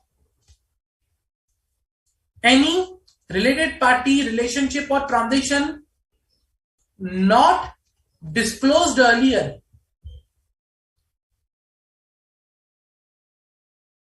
okay, not disclosed earlier, then what I'm required to do is I shall determine the underlying circumstances to confirm the existence first. So for example, I'll make sure, double check, okay, I'm correct. This is a related party relationship and transaction that is not disclosed to me. I'll double check. So you will confirm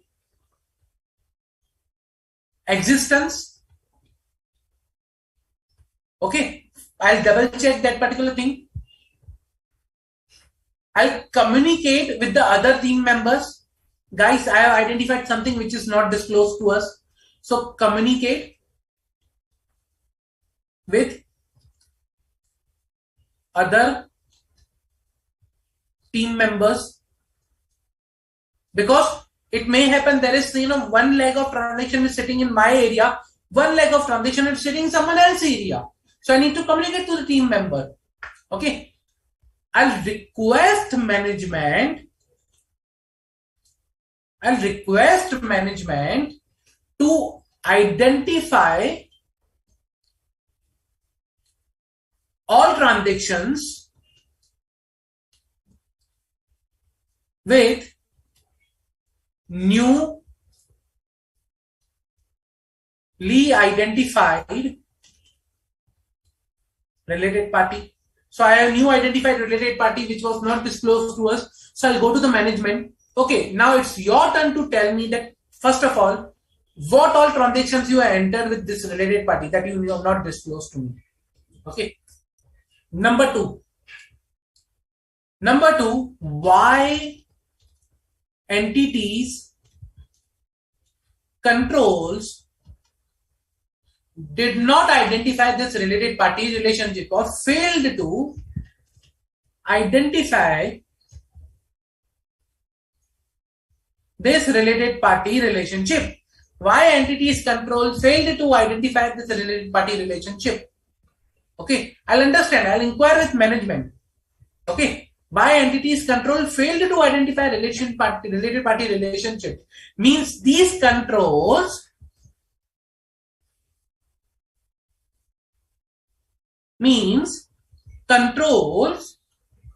on related party are not operating effectively. Means controls are not operating effectively. So if controls are not operating effectively, then I may need to perform appropriate substantive procedures, audit procedures.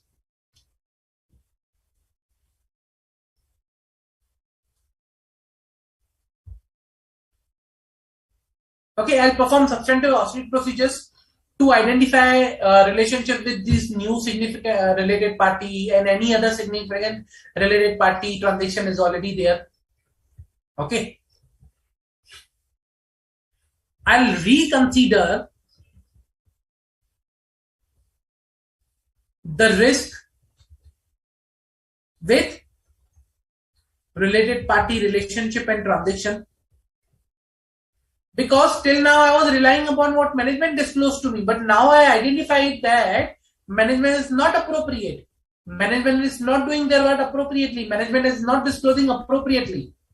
And when I will reconsider this risk, I'll consider the chances of risk of material misstatement due to fraud.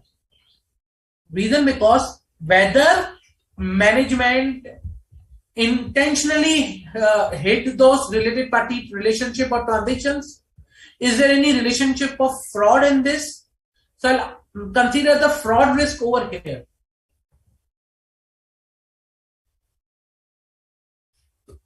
Okay. So that's I'll do for the related party transactions which were not identified earlier by management or not disclosed to us by management. Any doubt?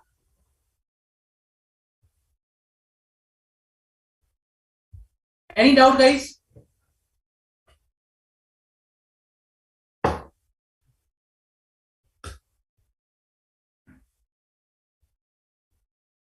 Okay.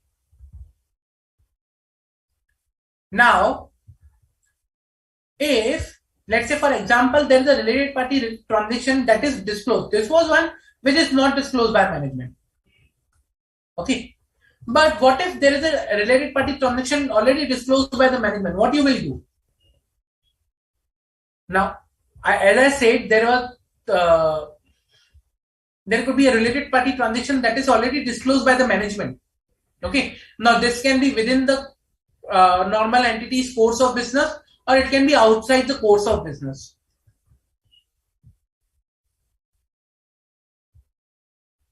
Related party relationship. Okay. Already disclosed by management. Okay. Now these can be within normal course of business, normal transactions. And one can be outside normal course of business. So transactions which are within the normal course of business, I'll check whether they are at arm's length price,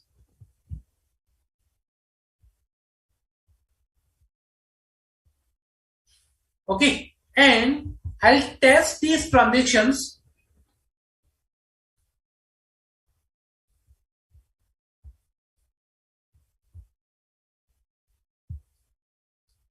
with normal transactions. Like say for example, if there is a sale to related party which is on the arm's length price, so I'll test these transactions when I will be testing the sales. There is no need to perform a separate testing for this particular type of transaction because this is normal course of transaction. Okay, and I'll ensure okay these are sufficient and appropriate, means like arm's length price is there and appropriate disclosure is made okay as per applicable financial reporting framework.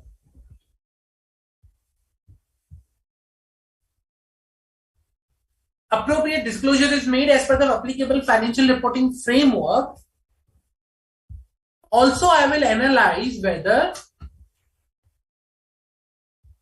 these transactions or relationship, related party relationship or related party transaction, these related party relationship or transaction are impacting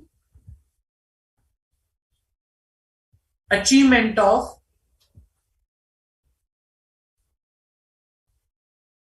fair presentation framework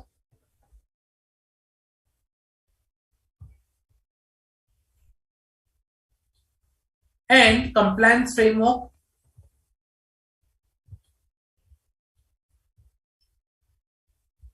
Okay, so whether fair presentation framework and compliance framework are met or not. Simple.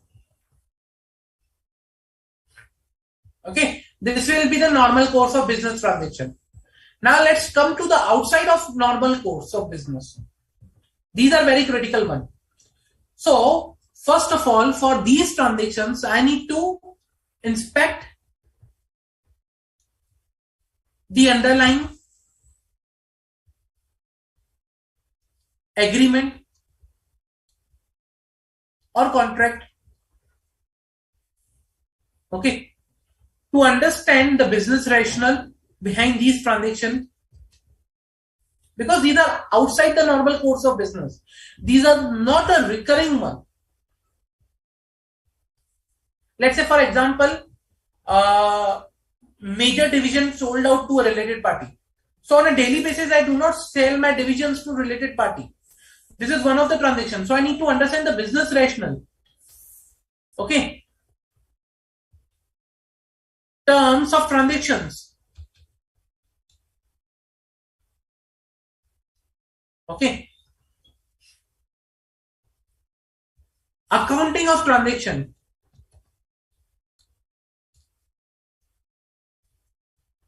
Whether these are appropriately accounted for or not, or authorization and approval.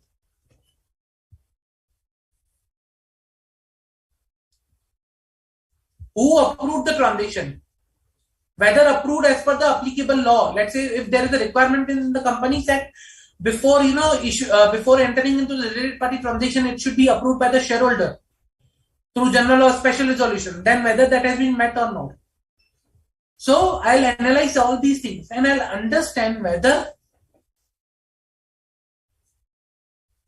any risk of fraud present, like whether this transaction is done with a fraudulent nature or fraudulent intent, like to conceal the misappropriation of asset or to overstate the revenue, something like that. So I'll understand that thing also.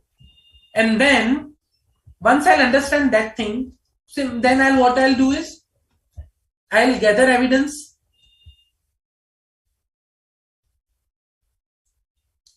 Okay. Sufficient and appropriate audit evidence to base my opinion whether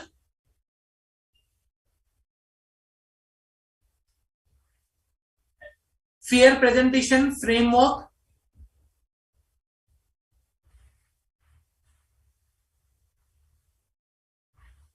and compliance framework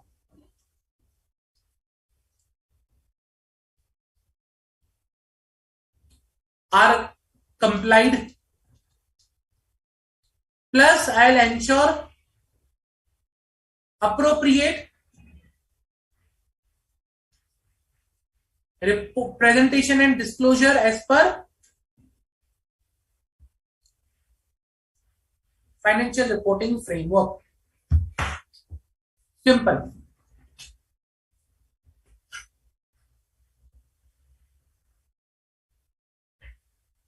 Clear?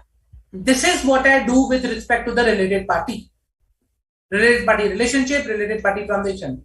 Important points. There are 3 steps. One, I'll perform. First step is I'll understand the entity, like related party relationship and related party transaction.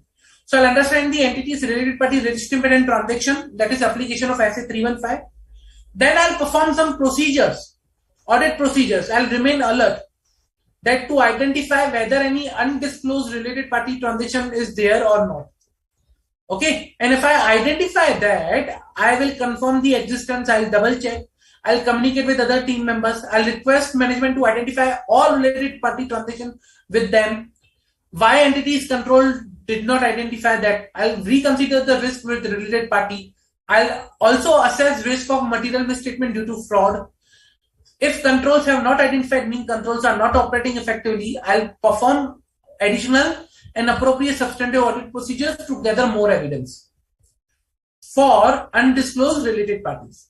And if management has disclosed, then within normal course, outside normal course, and with related to all the procedures. So that's the related party standard and requirement. Let us see quickly the notes and then we'll move further.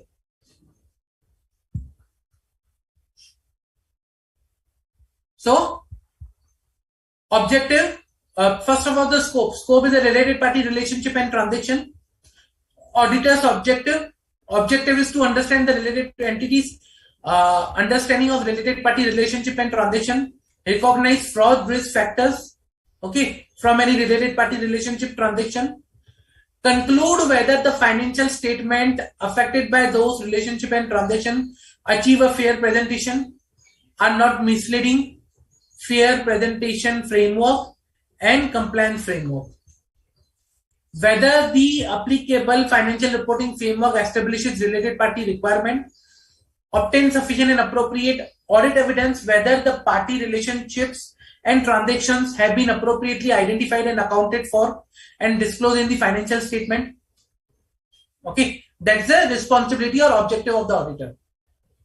Now, first, understanding the entity. Okay, if we are understanding, inquire management regarding identity of the entities, related parties, nature of relationship, transaction with these related parties, obtain understanding over the control placed, over the identification, authorize and approval within outside the business, like normal course of business, outside the normal course of business. Okay, you need to inspect the documents, records. In case where significant transaction outside the normal course of business identified, then inquire about the nature of transaction and potential involvement of related party. Share related party information with the other engagement team members, and after above procedure, assess whether the risk of material misstatement or fraud risk is present or not. That we did. Then, if auditor identifies undisclosed related party, then auditor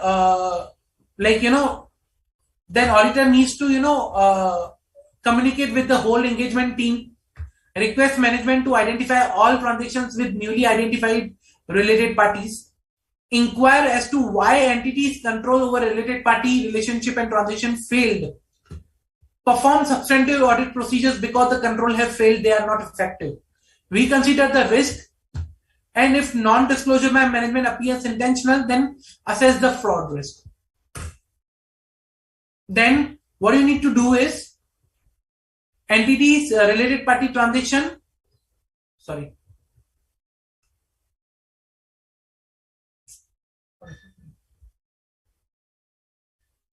Yeah. Entities identified significant related party transaction outside the normal course of business. So if they are outside the normal course of business, inspect contracts and agreements, business rationale, understand business rationale, assess the risk of fraud, terms of the transaction have been appropriately accounted and disclosed as per the applicable financial reporting framework, obtain sufficient and appropriate audit evidence, evaluate management assertion related to the arm's length right, and evaluate presentation and disclosure of the related party transaction as per applicable financial reporting framework.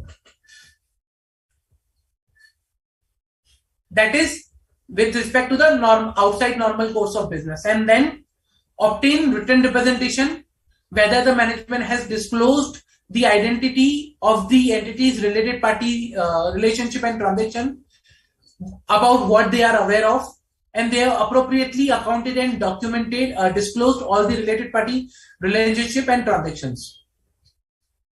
That is, so that's the requirement of essay. Any doubt, guys, before we move to the questions? Any doubt?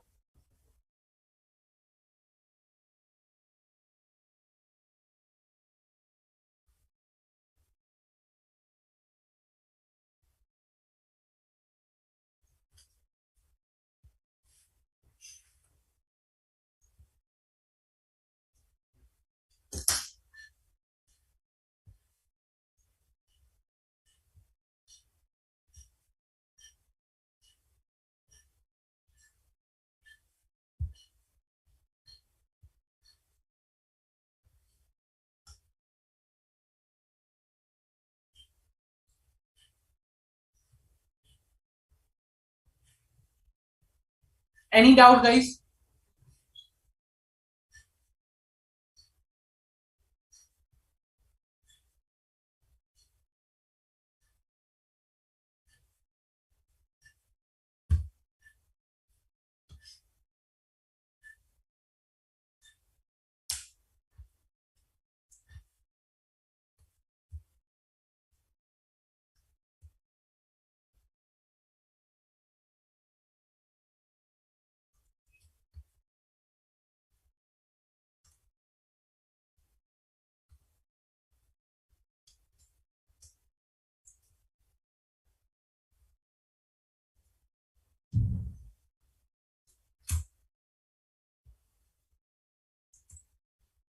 If no further doubts, then let's take some questions, discuss some MCQs, and past questions for this topic so that we can have a good clarity about the topic. Okay. BB and Associates Chartered Accountant were appointed auditor of Messrs. Related Company LLP. The engagement manager of the audit team, while designing the auditor's response to assess risk, concluded that there are no requirement of the applicable of financial reporting framework for disclosing the related party transaction in the firm's financial statement. Hence, audit team are not required to perform any audit procedure with respect to the identification and disclosure of related party relationship and transaction in financial statement. You as an engagement partner guide engagement manager by selecting appropriate response from below. Even if financial reporting framework establish minimum or no related party requirements, the auditor nevertheless needs to obtain understanding of the entity's related party relationship and transactions and should sufficiently be able to conclude whether the financial statement, insofar as they affected by these relationship and transaction, achieve a true and fair presentation and are not misleading. Second, if applicable financial reporting framework established minimum or no related party requirements, then auditor is not required to obtain any understanding. Third, even if financial reporting framework established minimum or no related party requirements, auditor is required to obtain understanding of entities' related party relationship to conclude whether the financial statement as a whole are free from all material related party transactions. Okay, and the D, because related parties are not independent of each other, hence auditor can obtain written representation from the related parties auditor regarding the accuracy and completeness of the related party transaction disclosed in the firm's financial statement. This should only be carried where the applicable financial reporting framework established minimum or no related party requirements. So you tell me which is the correct answer, A, B, C, D. What is the correct option over here?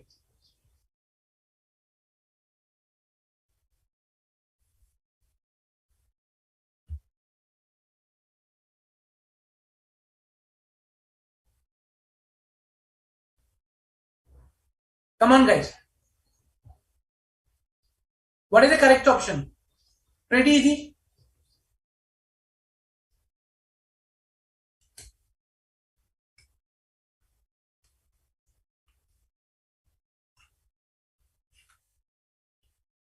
What is the correct option over here, guys?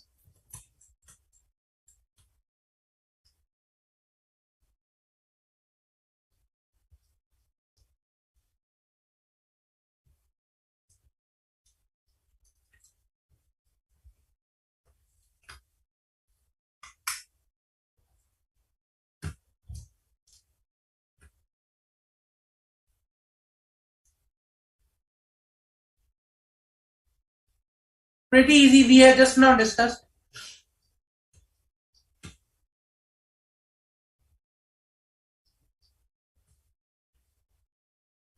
Okay, good, Murari.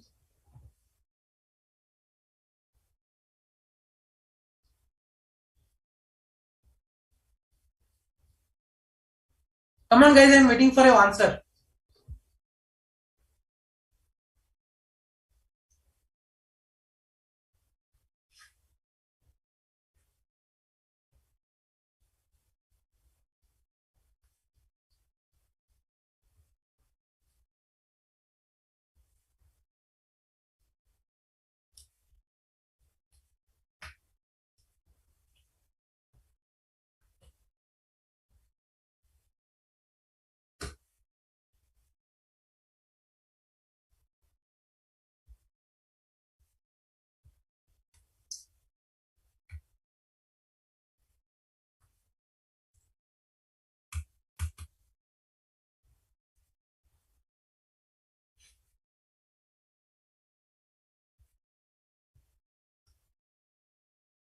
Okay. So in the current case, let's see the answers.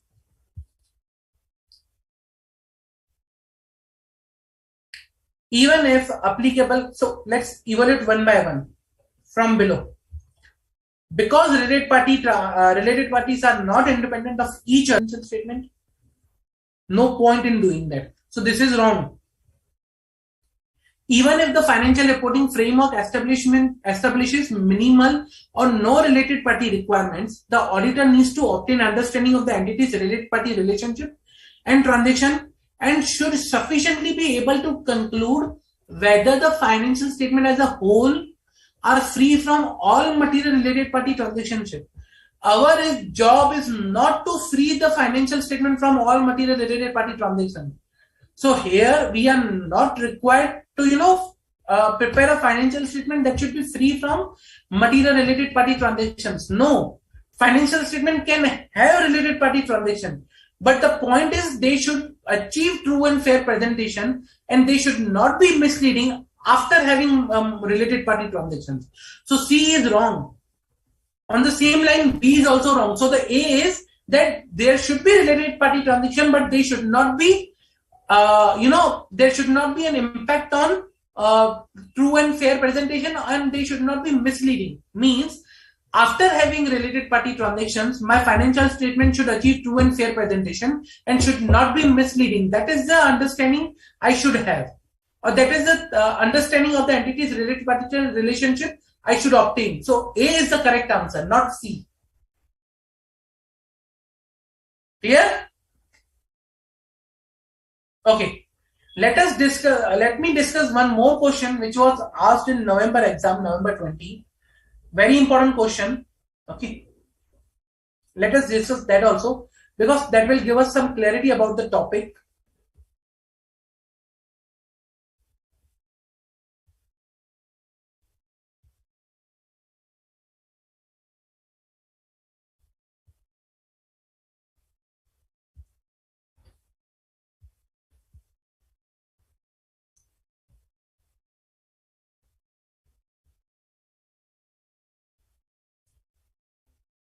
Let me bring on the screen.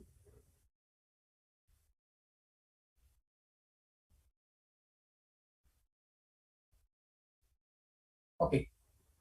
So the question was, X Limited, while conducting the audit of PQR Limited, comes across certain transactions which, according to him, are significant transactions and with related parties, and identified to be outside entity's normal course of business. Okay. Guide Mr. X with example of such transaction then to understand the nature of significant transaction outside the entity's normal course of business. So what you are required to do is you need to guide with an examples like transactions which can be outside the normal course of business. As per SA 550 related parties, examples of transaction outside the entity's normal course of business may include complex equity transactions such as corporate restructuring or acquisitions, transactions with offshore entities in jurisdictions with weak corporate laws, the leasing of premises or rendering of management service by entity to another party if no consideration is exchanged, sale transaction with unusual large discount or returns, transaction with circular arrangement, for example, sale with a commitment to repurchase, transaction with under contracts whose terms are changed before expiry. So these are certain things or transactions where these can be said are entities outside normal course of business.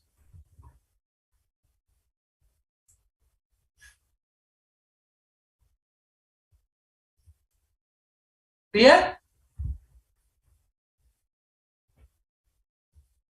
Okay. Let me discuss one more question on to related parties. Okay.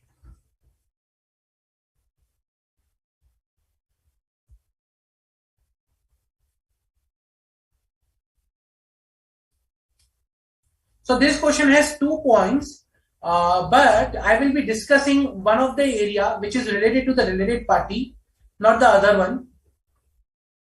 Okay.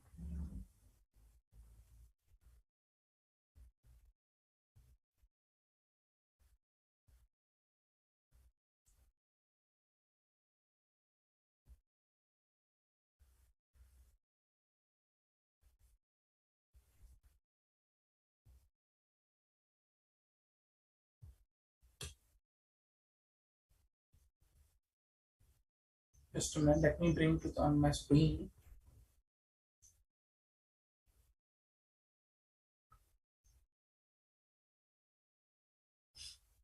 Okay, the question was, while formulating the audit plan and responding to the risk of material misstatement identified and assessed in related party transaction and relationship, Ms. K, the engagement manager of the audit team of ABC Limited, decided to rely upon the internal control place for identification and disclosure of related party relationship and transaction in accordance with the applicable financial reporting framework. So they decided to rely upon internal controls. You are requested to guide Ms. K regarding the necessity to test the controls to obtain sufficient and appropriate audit evidence. Also guide whether Ms. K can use the audit evidence obtained regarding operative effectiveness of the controls of the identification or disclosure of related party relationship transaction in interim period.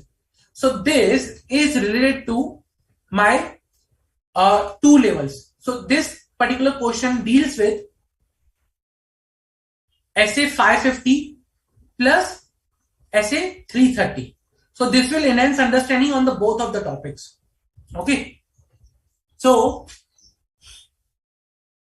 as per SA 550, related parties, according to para on responses to the risk of material misstatement associated with related party relationship and transaction, the auditor should design and perform further audit procedures to obtain sufficient appropriate audit evidence about the assessed risk of material misstatement associated with the related party relationship and the transaction. And so auditor is required to design and perform audit procedures, okay, to obtain appropriate audit evidence regarding the assessed risk of material misstatement. What could be that? And as per SA 330, auditors respond to assess risk. The auditor shall design and perform test of control to obtain sufficient appropriate audit evidence as to the operating effectiveness of the relevant control when auditor is expecting there is a risk of material misstatement at the assertion level or substantive procedures cannot alone provide sufficient and appropriate audit evidence. Okay. So if auditor identifies that, okay, there are, risk of material misstatement at the assertion level and I'm expecting to rely upon the control, then I'm required to test the control. Plus, when the substantive procedures cannot provide me sufficient and appropriate audit evidence at the assertion level, then I am also required to test the control. Okay. So this is related to the both of the topics. SA 550 also, SA 330 also. Okay.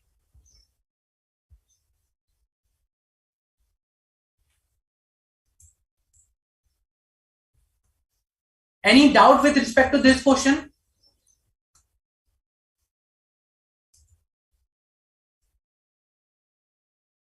Any doubt, guys?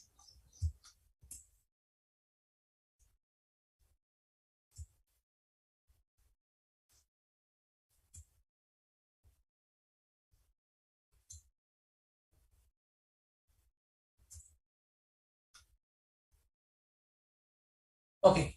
If no further doubts, then we can move to the next topic for today. Okay. I'll try to complete that topic. I'll try to complete that particular standard. But if something like we will be covering rest of the parts in the next lecture, but I'll try to complete that particular standard. It's a very important standard that I'm going to cover now. Okay. That is my subsequent events.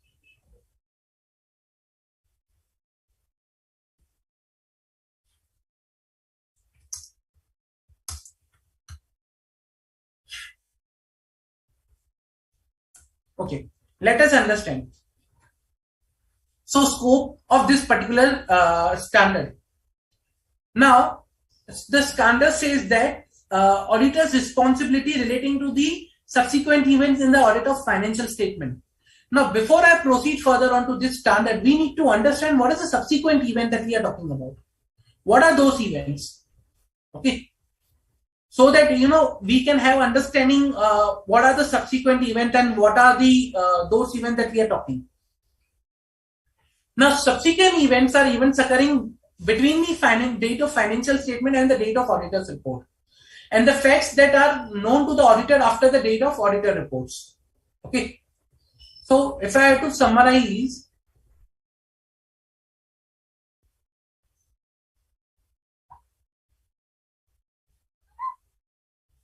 this will be the date of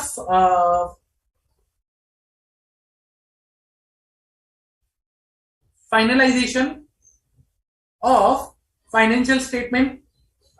This is signing of audit report. Okay. Now I'm talking about these. This is a subsequent event. Plus, till the time issuance of financial statement. Okay. Sign of financial audit report to issuance of financial statement. Okay. But now this particular area, like misstatement or issues identified after the audit report is issued with respect to another information, that is not covered here. We are talking about events that are there after the finalization of audit, finalization of financial statement, but before signing of audit report. Okay, so that's the subsequent we are talking about. Okay, now there can be two types of subsequent events. Okay, financial statement may be affected by two types of events, and these are those that provide evidence of condition that existed at the date of financial statement, those that provide evidence of conditions that arose after the date of financial statement. Means usually we known as an adjusting and non-adjusting event. So if on the date of financial statement, if the evidence of those particular event existed, some evidence that evidence of condition of that particular event is existed on the date of financial statement, I will call them an adjusting event. If no evidence was available, then that will be a non-adjusting event. Okay. Okay. Let us move further then. Now, what is my objective over here? My objective is to obtain insufficient audit evidence for events between date of financial statement and date of audit report that require adjustment and disclosure in the financial statement. Okay. My objective is to obtain sufficient and appropriate audit evidence regarding the events which are happening after the finalization of my financial statement, but before my audit report. If any events happen over here which requires adjustment, then I need to obtain sufficient and appropriate audit evidence.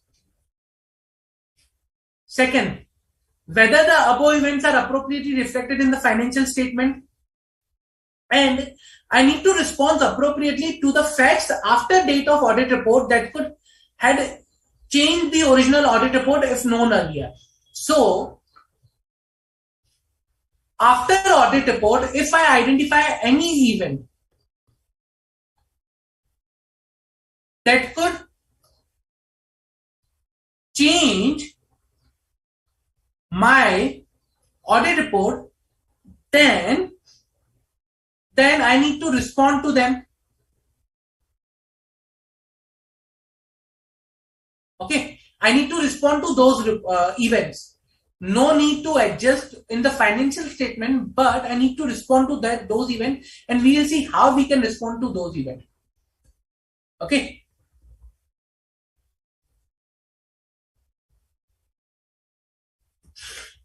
However, this standard doesn't deal with the para 19 of SA 720.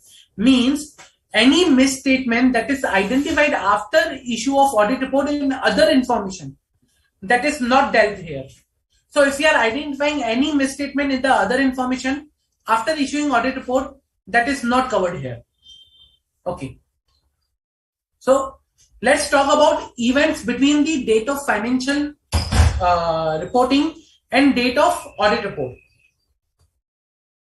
Now, I need to perform audit procedures to obtain sufficient and appropriate audit evidence for all the events between date of financial statement and date of audit report. Okay, that requires adjustment or disclosure in financial statement.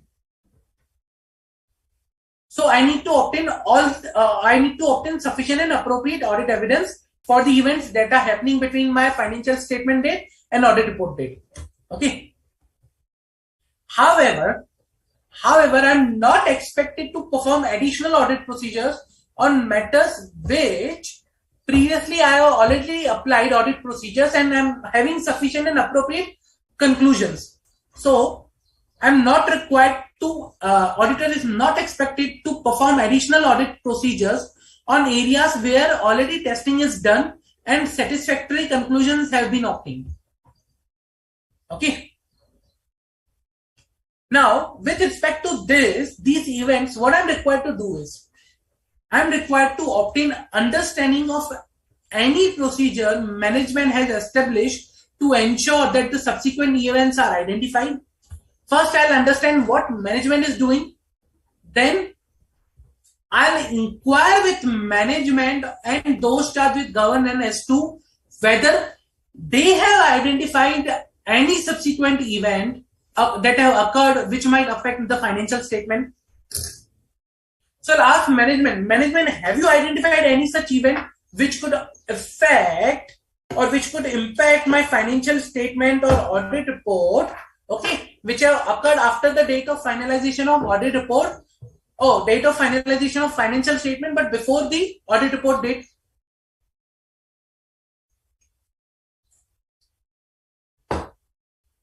I'll read minutes that have been held after the date of financial statement. Okay. I'll read the minutes of the meetings which are, occurring after the date of financial statement. I'll read the entity's latest subsequent interim financial statement. Means, let's say for example, 31st March 2022. Okay. That is the date of financial statement. Now from here, let's say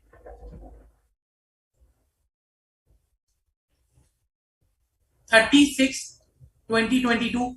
That is my quarter one entering financial statement, and they were, let's say, issued on 15 July. This is date of audit report. That is, let's say, 38/22.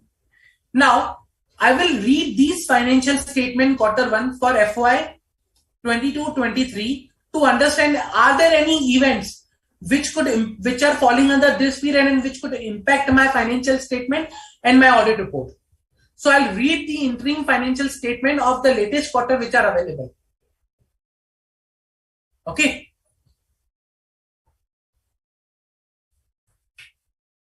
Now, for these, I'll identify by reading this, and then if any such events are there, then I'll adjust those events, and I'll make such adjustment in my financial and make such adjustment in my audit report, and I'll ask management to make those adjustments in the financial statement. And if management is not making, then we'll see what can be done. Okay.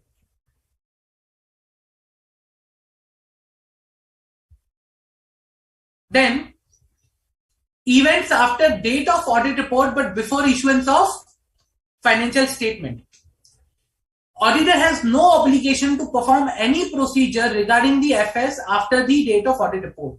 So once I sign the financial statement, after that I have no obligation to perform any procedure regarding the financial statement.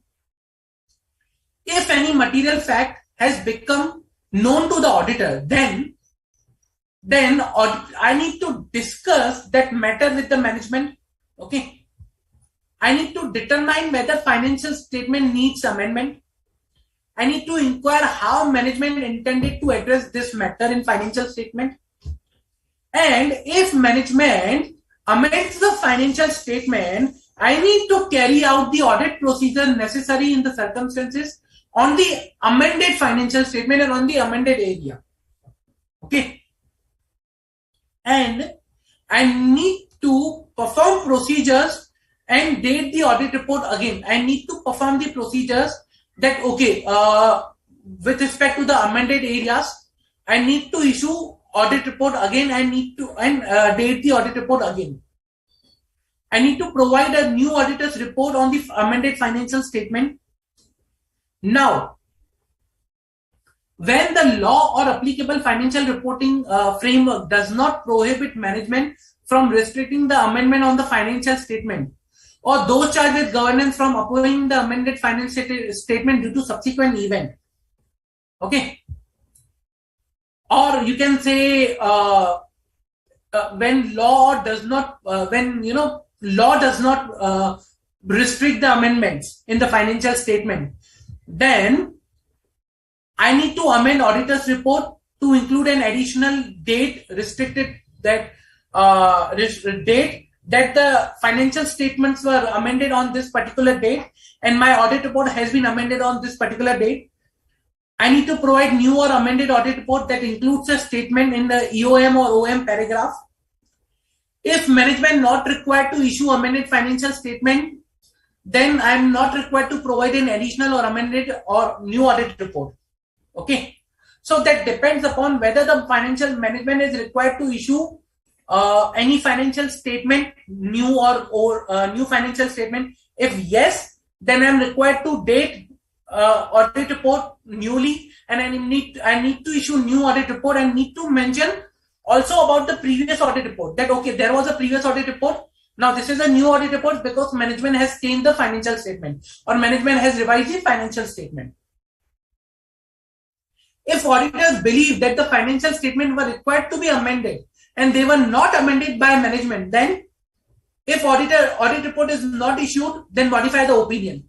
If audit report is issued, then notify the management that not to circulate financial statement, and if management still circulates the financial statement, take appropriate action and seek, you can say consult legal advice or seek upon the audit report and see how it can, it is impacting your audit report. So for example, let's say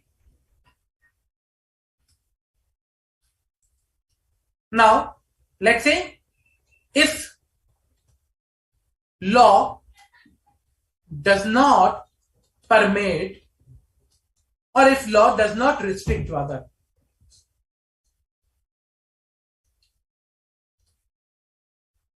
management from issuing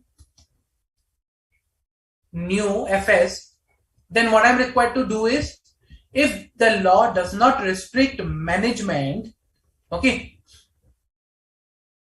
to issue new or amended FS, amended financial statement, then what is my responsibility upon this is that I need to if FS are amended, then I need to amend auditor's report first of all to include additional date restricted to amendment. Okay, means I'll amend my audit report and I'll include additional date that this is the thing I'm amending because of the amended financial statement. Okay, thereby indicating that the audit, that the procedures that I have performed on the subsequent events are restricted solely to the amended financial statement. So I will provide the additional date of the financial statement and my audit report by mentioning my previous audit report also. Okay, or what I can do is I can provide new audit report. Last time I amended an audit report. This time I am providing a new audit report that includes, okay, EOM or other matter paragraph stating this particular whole scenario. Let's say management is not restricted, but management does not issue financial statements. So FSR not amended. If FSR not amended, then you need to understand that whether amended, whether FS required to be amended or not. In case of if it is not required to be amended, then do nothing, because management had not amended the FS and you are also not required to do anything. But if FS were required to be changed or FS were required to be amended, and if management has not amended, then what you are required to do is, there can be two things. Either audit report issued or audit report not issued. If the audit report is not issued, then simple, modify the opinion, because it does not reflect the correct position. If audit report is issued, notify management not to circulate. Okay, notify management not to circulate, and if still they circulate,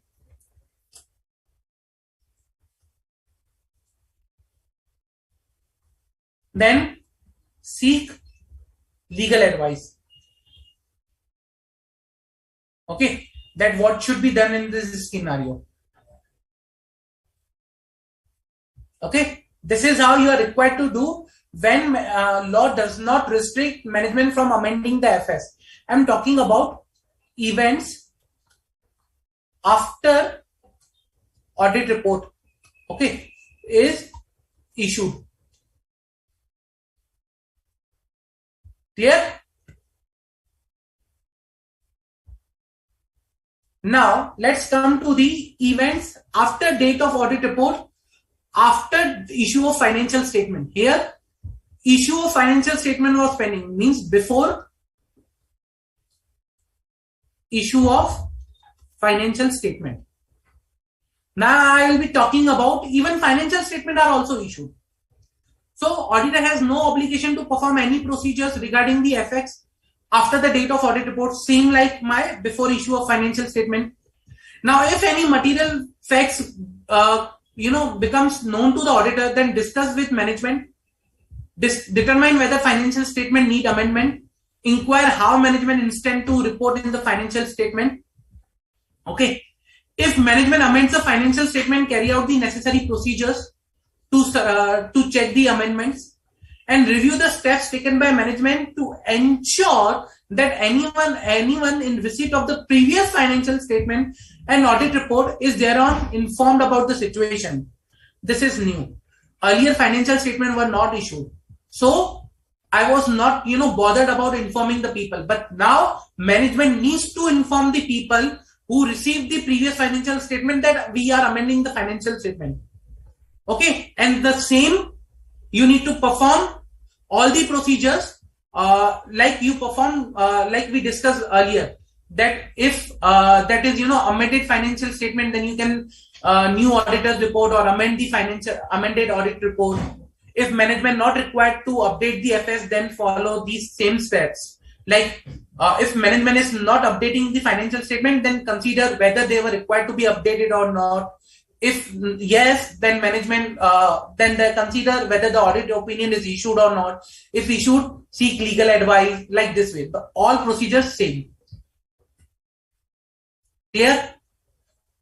Also, you are required to obtain written representation that all events occurring after the date of financial statement for which applicable financial reporting framework requires adjustment or disclosures have been adjusted or disclosed in the financial statement. Clear? So just to summarize, what we discussed here is, I'll show you with a timeline. date of finalization of FS, from there date of audit report, from there date of issuance of FS, and then post period. For these events, I can change the audit report, and I can ask management to adjust my financial statement. For these events, like before issuance of audit report and after issue of audit report, before issuance of financial statement but after audit report, I'll ask management how they are dealing with these events, whether they will amend the FS or not, whether it is permissible for them to amend the FS or not. If they are amending the FS, then if changing FS, then I need to amend audit report. And if management does not change the FS which is required, then I'll ask management why they are not changing. I'll say management, please stop, do not circulate your FS. And still they circulate the FS, then I need to seek legal advice. For these, again, same procedure. But additionally, what I'll do is I'll ask management to inform all about the situation that you are amending the FS.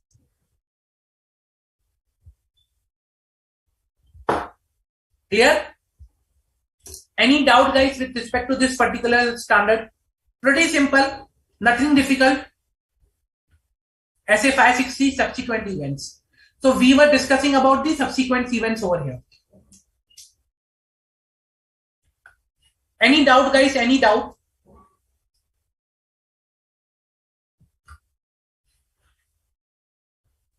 Thank you, Syed. Thank you very much.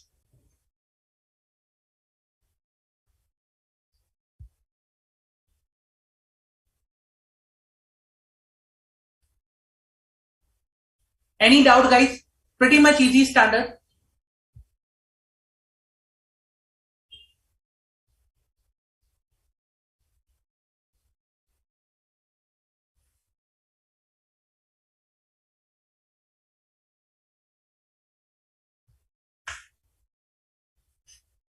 Let's take, if no further doubts, let's take one MCQ for this particular standard, and then I'll try to cover next questions and further MCQs in the next lecture. But let us see one MCQ over here.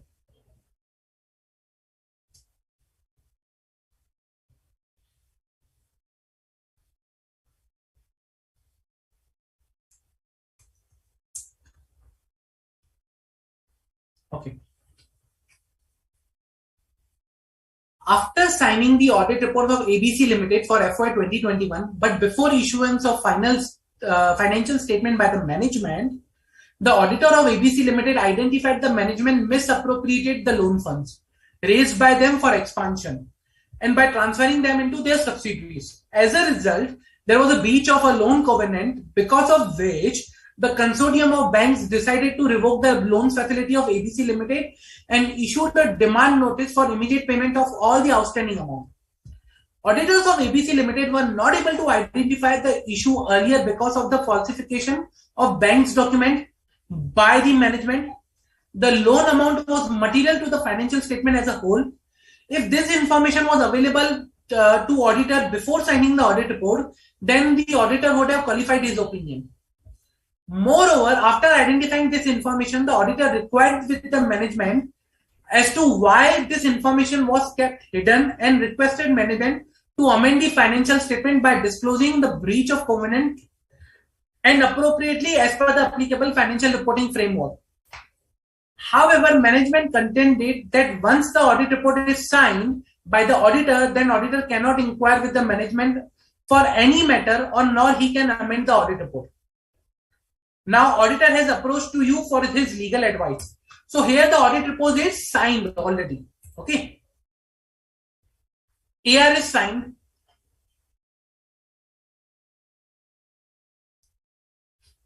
But the thing is that you have identified some like one of the event that is very important. But before issuance of financial statement, event that require disclosure and adjustment. Okay, so this is the particular scenario. Now management is reviewing that you are not required to inquire with us because you already signed the audit report and we will not do anything. So we need to select appropriate option and we need to provide them a legal advice. Management is correct. Once the audit report is issued, then the said audit report cannot be amended and the auditor cannot inquire with management. That's option A. Option B, as per SA 560, if any information comes to the awareness of the auditor after signing the audit report but before issuance of the financial statement of the company, which if would known at the time of signing of audit report may have caused the auditor to amend the audit opinion, then the auditor can inquire with the management and can amend the audit report after performing necessary procedures. As per SA 560, if any information comes to the awareness of auditor after signing of audit report but before issuance of a financial statement of company, then the auditor can only inquire with the management if management permits and acknowledge their mistakes of not disclosing the said information to the auditor. In the above scenario, as per SA 560, the management is correct as it was the responsibility of auditor to identify such issue, and if auditor failed to identify, then it's a negligence on the part of auditor for which he cannot inquire with the management or amend the audit opinion.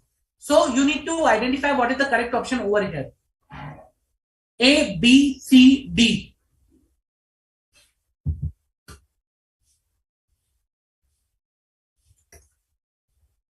So what is the correct option, guys, over here? Now this is an event which requires adjustment and disclosure, and if known earlier could amend my audit opinion also. But management falsified the bank records, and that's why I was not able to, as an auditor was not able to know this issue. Now what auditor could do in this scenario? Or can auditor inquire with management? Can auditor amend its audit report? Yes, no.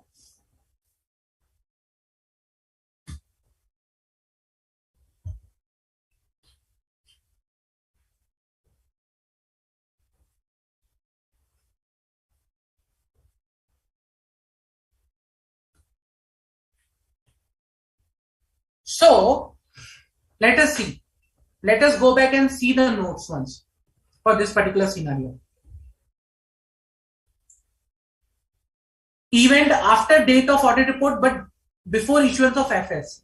If auditor has no obligation to perform any audit procedures, but if any material fact becomes known to the auditor, okay, then discuss the matter with management, determine whether the FS needs the amendment, inquire how management intends to address the matter in the financial statement, okay, carry out the audit procedure necessary circumstance to the amendment, and provide a new or amended auditor reports on the financial statement.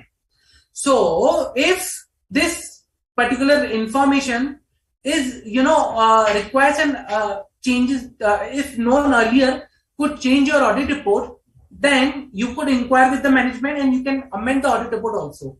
So A is wrong because this says you cannot. D is wrong, this says because you cannot. SA 560 option C said that you can only inquire with the management if management permits. That is also wrong. So the correct option is B. You can inquire with the management and you can amend the audit report also after performing necessary audit procedures. Clear? Any doubt?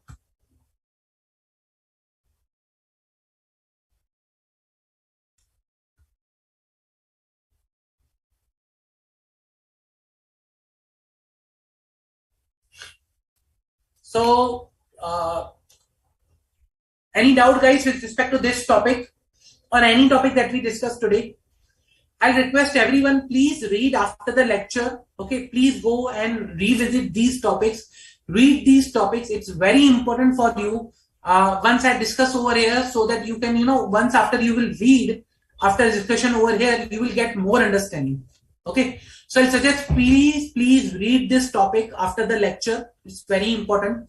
For this topic, I will be covering more questions and, questions asked in the past exam and MCQ in the next lecture, so that you can have a better understanding of this topic.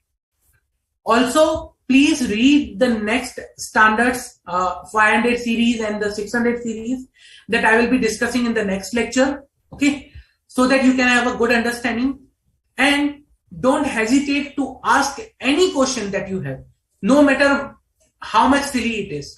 Okay, so don't hesitate to ask. Okay, guys. If no further questions, then what I'll do is I'll keep till here, and in the next lecture we'll cover the rest of the standards and question for this particular topic. Okay. Thank you guys. Thank you for attending the lecture. Also, please provide your feedback, how you are liking the lectures, whether you are liking it or not. Thank you.